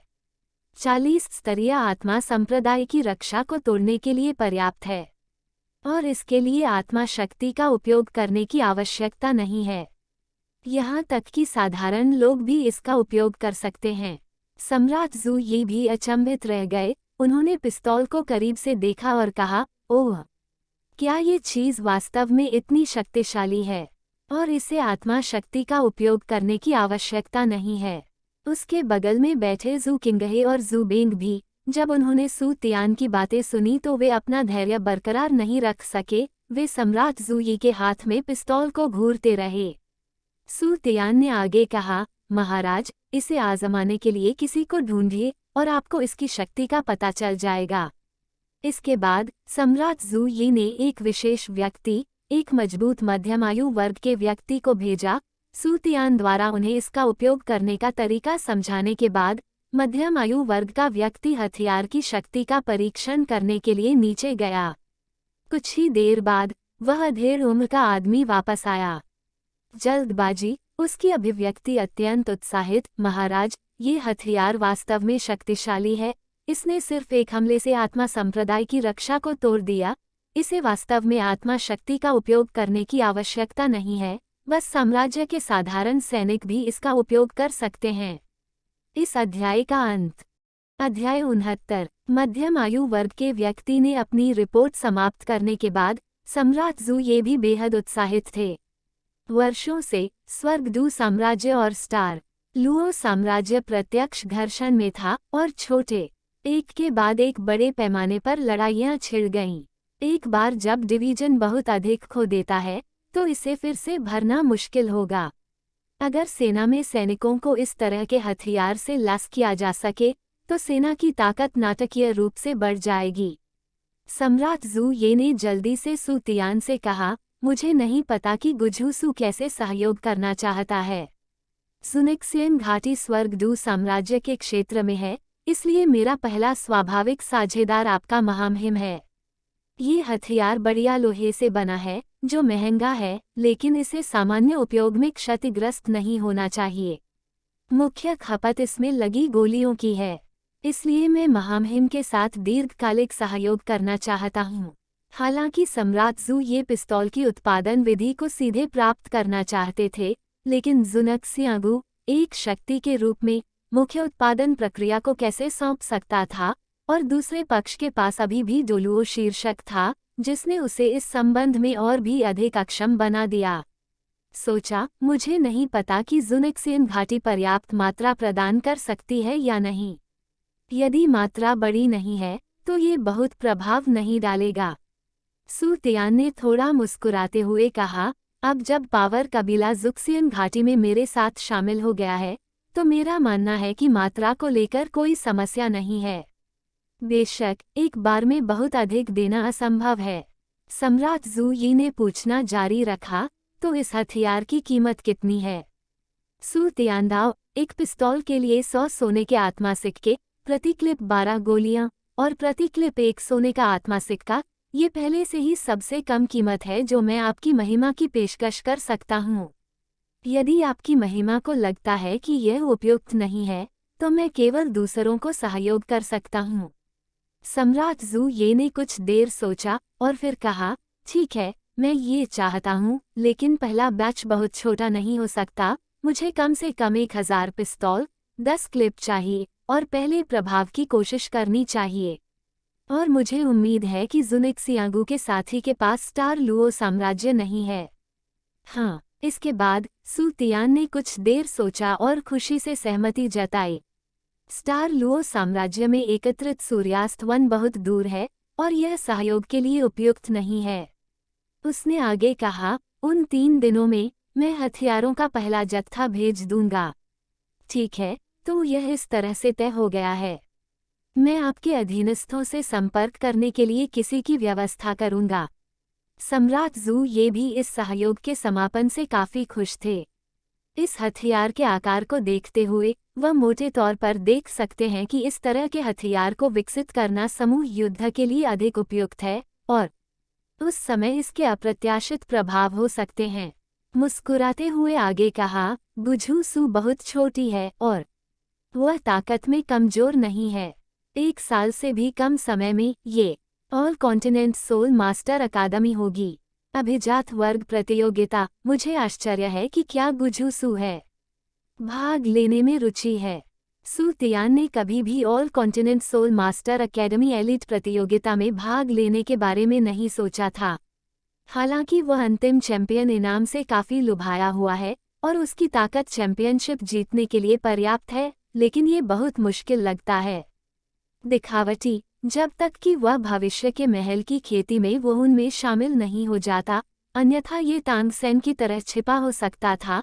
मैंने पहले ही अकादमी छोड़ दी है और मुझे व्यक्तिगत रूप से प्रतियोगिता में भाग लेने में कोई दिलचस्पी नहीं है, लेकिन जब मेरे पास समय होगा तो मैं जाकर इसे अपनी आंखों से देख सकता हूँ। इन कुलीन आत्मा स्वामी की ताकत पर एक नज़र डालें। हाँ, ये सही है। बुझू सू के रूप में वास्तव में व्यक्तिगत रूप से उपस्थित होने की कोई आवश्यकता नहीं है। सम्राट जू ये हंसे और फिर सू तियान के बगल में लोगों का परिचय दिया। चलो, मैंने अभी तक आपका परिचय नहीं कराया है। 2 बेटे, ये राजकुमार किंघे है और दूसरा जू बेंग है। हालांकि सू तियान ने बहुत पहले ही उनकी पहचान का अनुमान लगा लिया था, लेकिन जब सम्राट सू यी ने उनका परिचय कराया, तब भी वो खड़ा हुआ और बोला, मैं महामहिम से मिल चुका हूँ। बाद में सम्राट जू यी ने जुन जियांगू को जीतना चाहा, लेकिन सू तियान ने भी विनम्रता से मना कर दिया। मूल रूप से राजकुमार जू जिंग उन दोनों को वापस ले जाना चाहते थे ताकि दोनों पक्षों के बीच संबंध बढ़ सके, लेकिन राजकुमार जू किंगहे ने उन्हें रोक दिया। चाचा हुआंग, मुझे गुझू सू को विदा करने दीजिए। सू किंगहे अपनी बात समाप्त करने के बाद बाहर चली गई। मैं भी जाऊंगा। बगल में खड़ी जू के भी भाग गई। राजकुमार जू किंगहे की विदाई के बारे में सू तियान ने मना नहीं किया, क्योंकि भले ही दूसरा पक्ष उनसे व्यक्तिगत रूप से न पूछे, वे किसी को पूछताछ करने के लिए कहेंगे, इसलिए उन्होंने कहा, फिर उनकी रॉयल हाइनेस और राजकुमारी जू के प्रभारी होंगे। इस बारे में बात करते हुए यहाँ तक कि राजकुमार जू जिंग भी खुद को रोक सकता है, और जब वह अगला लेनदेन करने का फैसला करेगा तो वह व्यक्तिगत रूप से दौरा करेगा। आखिरकार उसके पास टाइटलर डुलुओ की शक्ति है, इसलिए उसे राजकुमार के शिविर में नहीं पड़ना चाहिए। रास्ते में जूके ने सबसे पहले सू तियान से बात की और कहा, सू तियान, आपको मुझे मेरे नाम से बुलाना चाहिए, मुझे राजकुमारी कहना अजीब लगता है। सू तियान ने इसके बारे में ज्यादा नहीं सोचा और सीधे जवाब दिया, ठीक है, तो मैं आपको जूके कहूंगा। सू किंगहे ने इस समय सू तियान से ये भी कहा, भाई सू, आपको अब मुझे राजकुमार कहने की जरूरत नहीं है। हम उम्र में समान हैं और मैं आपसे बड़ा हूँ। चलो एक दूसरे को भाई कहते हैं। ये सुनकर सू तियान अवाक रह गया। अगर उसे कुछ भी पता न हो तो अच्छा रहेगा। मुख्य बात यह है कि वह अभी भी जू किंगहे की असली पहचान जानता है और उन्हें भाई माना जाता है और भाई और बहन। लेकिन वह निश्चित रूप से ऐसा नहीं कह सकते, इसलिए उन्होंने चतुराई से कहा, नहीं नहीं, मैं महामहिम क्राउन प्रिंस को इस तरह कैसे कह सकता हूँ। हालांकि जू किंगहे ने आगे कहा, भाई सू मुझे नीची नज़र से देख रहे हैं। भाई सू के रूप में क्यों नहीं? सू तियान असहाय होकर केवल इतना ही कह सका, यदि ऐसा है तो कृपया महामहिम क्राउन का अनुसरण करें। राजकुमार। ये सुनने के बाद जू किंगहे की अभिव्यक्ति तुरंत बेहतर हो गई और उसने कहा, भाई सू की अमर घाटी हाल ही में स्थापित की गई थी। मैंने इसके बारे में पहले कभी नहीं सुना था। मुझे नहीं पता कि यह कहाँ है, लेकिन जब मेरे पास समय होगा तो मैं इसे देख सकता हूँ। बगल में खड़ी जूके ने भी सू तियान की ओर देखा। सू तियान ने उदासीनता से कहा, हाँ, इसे स्थापित हुए ज्यादा समय नहीं हुआ है, लेकिन बुझोंग का निर्माण अभी शुरू नहीं हुआ है और मैं अस्थायी रूप से लिजी कबीले में रह रहा हूँ। जल्द ही वे महल के द्वार पर पहुंच गए और दोनों को विदा करने के बाद सू तियान डुगुबो को सीधे ली कबीले में वापस ले गया। इस लेन देन के बारे में लू गाओ को सूचित करने के बाद जितनी जल्दी हो सके उसके लिए हथियारों की इसी संख्या का निर्माण करने की व्यवस्था की। मामला सुलझने के बाद सू तियान अगली बात के बारे में सोचने से खुद को रोक नहीं पाया। इस घटना ने कियान रेनिक्सू की सतर्कता को जगा दिया होगा और उसे जल्दी से अपनी ताकत में सुधार करने की जरूरत थी। 3 दिन बाद सू तियान शाही परिवार के साथ सौदे के लिए व्यक्तिगत रूप से वहां नहीं गया और इसे ताई टैंग को सौंप दिया गया। सौदा बिना किसी समस्या के सुचारू रूप से चला गया और आवश्यक धनराशि मिलने के बाद घाटी के निर्माण के लिए समस्याओं का समाधान हो जाने के बाद नियू गांव ने शाही दरबार के शिष्यों को उपद्रव मचाने के लिए बाहर निकाला।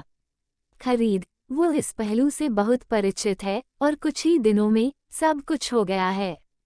जुशियान घाटी में निर्माण शुरू होने वाला है। इस बार सू तियान स्वाभाविक रूप से किसी भी तरह की परेशानी से बचने के लिए उसके साथ जाती है। उनके और तांग हाओ के बीच परेशानी थी, इसलिए सू तियान ने डुगुबो लोगाओ को छोड़कर चारोला स्वामी और शिष्यों के एक समूह को लिया, फिर एक शक्तिशाली तरीके से सूर्यास्त वन के लिए रवाना हो गया। इस अध्याय का अंत अध्याय 70 सांप लांस डोलुओ रास्ते में, क्योंकि वे बड़ी मात्रा में निर्माण सामग्री ले गए थे और इन चीजों को खींचने वाली 30 या 40 गाड़ियां थीं, हर कोई बहुत धीमी गति से चला। सू तियान, डुगुबो और 4 हॉल मास्टर गाड़ी लेकर नहीं गए, बल्कि स्थिति की जांच करने के लिए रास्ते में उनके साथ चले गए। इतनी बड़ी सेना ने अनिवार्य रूप से इच्छुक लोगों का ध्यान आकर्षित किया। निश्चित रूप से डुगुबो द्वारा केवल 2 या 3 समूहों के लोगों को पकड़ा गया था और उनमें से एक को गॉडली जुगे क्रॉसबो भी मिला था, इसलिए ये 7 खजाने ग्लेज्ड टाइल स्कूल का जासूस होना चाहिए। तियान कई लोगों के प्रति नर्म नहीं था और सीधे तौर पर डुगुबो से उन सभी से निपटने को कहा जिनमें 7 खजाना ग्लेज्ड टाइल स्कूल से एक। इन संप्रदाय बलों सू तियान उन्हें भड़काने की अनुमति नहीं देगा, अन्यथा भविष्य में इसका कोई अंत नहीं होगा। ये देखकर कि वह सूर्यास्त वन तक पहुंचने वाला था, सू तियान अचानक रुक गया और उसके बगल में खड़े लोग भी रुक गए। डुगुबो आगे बढ़ा और पूछा, युवा मास्टर, क्या बात है? सू तियान ने कोई जवाब नहीं दिया, बल्कि पीछे की ओर देखा और शांति से कहा, महामहिम इतने लंबे समय से आपका पीछा कर रहे हैं और आप अभी तक नहीं आए हैं। डुगुबो और अन्य लोगों ने जल्दी से सू तियान की निगाहों का सतर्कता से पीछा किया और उनके हाव भाव बेहद बदसूरत थे और उनके पीछे लोग भी थे, लेकिन उन्होंने इस पर बिल्कुल ध्यान नहीं दिया। इसी समय कुछ ही दूरी से एक आकृति प्रकट हुई। वो एक बूढ़ा आदमी था, 2 मीटर से अधिक लंबा पतला शरीर जिसमें तीक्ष्णता का भाव झलक रहा था। हाँ, मुझे उम्मीद नहीं थी कि तुम ही मुझे ढूंढोगे। क्या आश्चर्य है। सू तियान ने उस बूढ़े व्यक्ति की ओर देखा जो उसकी पहचान के बारे में पूछने वाला था, जब उसके बगल में खड़े यांग वुडी ने पहले ही पुकारा, snake lance Doluo, Shi Long. Snake lance Doluo के चेहरे पर अभिव्यक्ति भी थोड़ी अजीब थी। यांग वुडी, ताइटैन, बाइहे, नियुगाओ, ओ और डुगुबो, मुझे वास्तव में इस बार इतने सारे परिचितों से मिलने की उम्मीद नहीं थी। डुगुबो ने कोई जवाब नहीं दिया, लेकिन सू तियान से कहा, युवा गुरु, शी लोंग वहुन पैलेस से है, और वहुन एक उत्परिवर्ती वहुन सांप भाला है, जो 92 स्तर का डोलुओ नामक है। और यांग वुडी बेहद क्रोधित हो गया है। शी लांग, तुमने अकेले आने की हिम्मत की। स्नेक लांस डोलुओ ने मुस्कुराते हुए कहा, तुम हिम्मत क्यों नहीं करते, बूढ़े आदमी, क्या तुम्हें नहीं लगता कि तुम रख सकते हो मुझे? यांग वुडी हमला करने वाला था, लेकिन सू तियान ने उसे रोक दिया। स्नेक लारिस डोलुओ को वास्तव में डुगुबो के परिचय की आवश्यकता नहीं थी। वह जानता था कि दूसरे पक्ष को कियान रेनेक्स्यू द्वारा भेजा जाना चाहिए। जब उसने नाम सुना, इस बार उसके पास एक आकस्मिक था। महल में कियान रेनेक्सू के साथ मुठभेड़। जब रेनजू मिले तो उन्हें पता था कि दूसरी पार्टी निश्चित रूप से किसी को जांच के लिए भेजेगी, इसलिए उन्होंने कहा, मुझे परवाह नहीं है कि आपका उद्देश्य यहाँ क्या है, अब चले जाओ, हर कोई सुरक्षित है। स्नेक लांस डोलुओ ने तिरस्कारपूर्वक मुस्कुराया। वह सू तियान के आसपास के लोगों के बीच डुगुबो की ताकत को जानता था। हालांकि वह एक लेवल 91 का शीर्षक वाला डोलुओ था, लेकिन उसकी ताकत उतनी अच्छी नहीं थी। यांग वुडी के साथ भी, और दूसरों को, वह उसे नहीं रख सकता था। यह एक बड़ा स्वर है, लेकिन मैं उत्सुक हूँ, आपने मुझे कैसे पाया? आखिरकार डुगुबो ने भी मुझे नोटिस नहीं किया। सू तियान का चेहरा भी तुरंत ठंडा हो गया। चूंकि दूसरे पक्ष को अच्छे और बुरे का पता नहीं था, इसलिए वह विनम्र नहीं होगा। उसने अपनी आंखों से डुगुबो को इशारा किया और कहा, यदि आप जानना चाहते हैं तो मैं करूंगा। आपकी मदद करो। सू तियान के मानसिक हेरफेर डोमेन की बात करें तो इसने सीधे अतीत को कवर किया है। स्नेक लांस डोलुओ चाहे कितना भी तेज क्यों न हो, ये डोमेन की तरह अतीत को कवर नहीं कर सकता। जैसे ही उसने अपना मार्शल आत्मा व डोमेन द्वारा आच्छादित था, और मानसिक हेरफेर डोमेन ने तुरंत प्रतिद्वंद्वी की मानसिक शक्ति को आकर्षित करना शुरू कर दिया। स्नेक लांस डोलुओ की आध्यात्मिक शक्ति अभी भी सू तियान की तुलना में थोड़ी कमजोर है, और भले ही उसकी आंखें ढीली पड़ने लगे, उसकी मानसिक शक्ति और चेतना बाहर खींच ली जाएगी, लेकिन स्नेक लांस डोलुओ की ताकत वास्तव में उस समय की तुलना में बहुत अधिक मजबूत है जब सू तियान ने शुरुआत में डुगुबो से निपटा था। दूसरी पार्टी हिंसक रूप से विरोध कर रही थी। हालांकि सू तियान अकेला नहीं था। उसने न केवल डुगुबो को संकेत दिया था, बल्कि उसके बगल में खड़े यांग वुडी ने भी इतना अच्छा अवसर देखा था, इसलिए स्वाभाविक रूप से उसने इसे जाने नहीं दिया और एक के बाद एक डुगुबो के साथ दौड़ पड़ा। इस समय स्नेक लांस डोलुओ अभी भी सू तियान के आध्यात्मिक वंचना का विरोध कर रहा था, और वह अपनी मार्शल आत्मा को भी मुक्त नहीं कर सकता था। अकेले एक प्रभावी बचाव करना। जब जहर फूट पड़ा तो उसे यांग वुडी के द्वारा जमीन पर गिरा दिया गया। लंबे भाले से उसकी चेतना पूरी तरह से शिथिल हो गई। सू तियान के मानसिक हेरफेर डोमेन ने तुरंत उसके निष्कर्षण को तेज कर दिया। मानसिक शक्ति और चेतना, और धीरे धीरे सांप लांस डोलो के प्रतिरोध के साथ कमजोर हो गया। जल्द ही स्नेक लांस डोलुओ की आध्यात्मिक शक्ति और चेतना सभी सू तियान द्वारा खींच ली गई। सू तियान इस मानसिक शक्ति को बर्बाद नहीं करना चाहता था। तुरंत ही मैदान में घने तंबू दिखाई दिए जो लगातार अंदर जा रहे थे। जब प्रतिद्वंद्वी की सारी मानसिक शक्ति सू तियान द्वारा निकाल ली गई और चेतना का केवल एक हल्का बिंदु बचा था, तो सू तियान ने लापरवाही से एक फेंक दिया, आग का गोला पूरी तरह से मिटाने के लिए। उसी समय मानसिक नियंत्रण डोमेन को बनाए रखने के लिए प्रतिद्वंद्वी की मानसिक शक्ति को बर्बाद होने से बचाने के लिए उन्होंने तुरंत डोमेन वापस ले लिया। सू तियान को तुरंत महसूस हुआ कि उसकी मानसिक शक्ति पागलपन की हद तक बढ़ रहा था और जल्दी से क्रॉस लेग करके बैठ गया और जांच करने के लिए अपनी आंखें बंद कर लीं। ऊपरी डेंटियन में आध्यात्मिक समुद्र वास्तव में हिंसक रूप से फैल रहा था। लगभग आधे घंटे बाद मानसिक शक्ति में सुधार धीमा हो गया था और सू तियान उठ गया, उसकी चेतना बहुत स्पष्ट हो गई और उसकी मानसिक शक्ति में एक से अधिक स्तर का सुधार हुआ। एक शीर्षक वाले डोलुओं की मानसिक शक्ति निश्चित रूप से पर्याप्त थी। वो कमजोर नहीं था, उसकी आध्यात्मिक शक्ति का वर्तमान स्तर पहले से ही तांग हाओ के बराबर होना चाहिए। 95 के स्तर पर। युवा मास्टर, क्या आप ठीक हैं? इस समय उनके बगल में खड़े कई लोगों ने जल्दी से पूछा। अब सू तियान अचानक से पैर मुड़कर बैठ गया। उन्होंने सोचा कि वह घायल हो गया है, लेकिन उन्होंने जांच की लेकिन कुछ नहीं मिला। मैं ठीक हूँ, चलो चलते हैं, हम जल्द ही वहां पहुंच जाएंगे। सू तियान ने कुछ लोगों को यह नहीं बताया, अन्यथा उसे एक दुष्ट आत्मा स्वामी के रूप में माना जाएगा। वे पहले से ही सूर्यास्त वन के बहुत करीब थे और लोगों के समूह को जंगल में प्रवेश करने में अधिक समय नहीं लगा। यांग वुडी ने स्नैक लांस डोलुओं को मारने के उत्साह को भी दबा दिया और शिष्यों को चिकित्सा हॉल से चारों ओर देखने के लिए ले गया।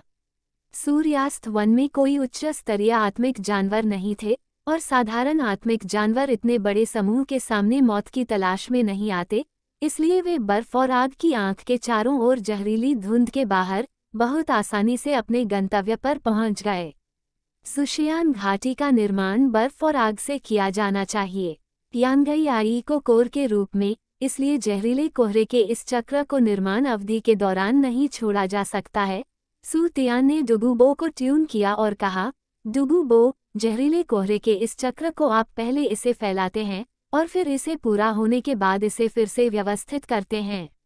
हाँ, युवा मास्टर। डुगुबो की बात समाप्त होने के बाद ये कहते हुए वह जहरीली धुंध की तरफ चला गया और फिर उसने जहरीली धुंध में मौजूद सभी विषाक्त पदार्थों को अपने शरीर में खींच लिया और सामने का काला धुंध नंगी आंखों से दिखाई देने वाली गति से हल्का हो गया। जल्द ही उनके सामने का कोहरा छंट गया और वे कुछ ही दूरी पर स्थित पहाड़ियों को स्पष्ट रूप से देख सकते थे।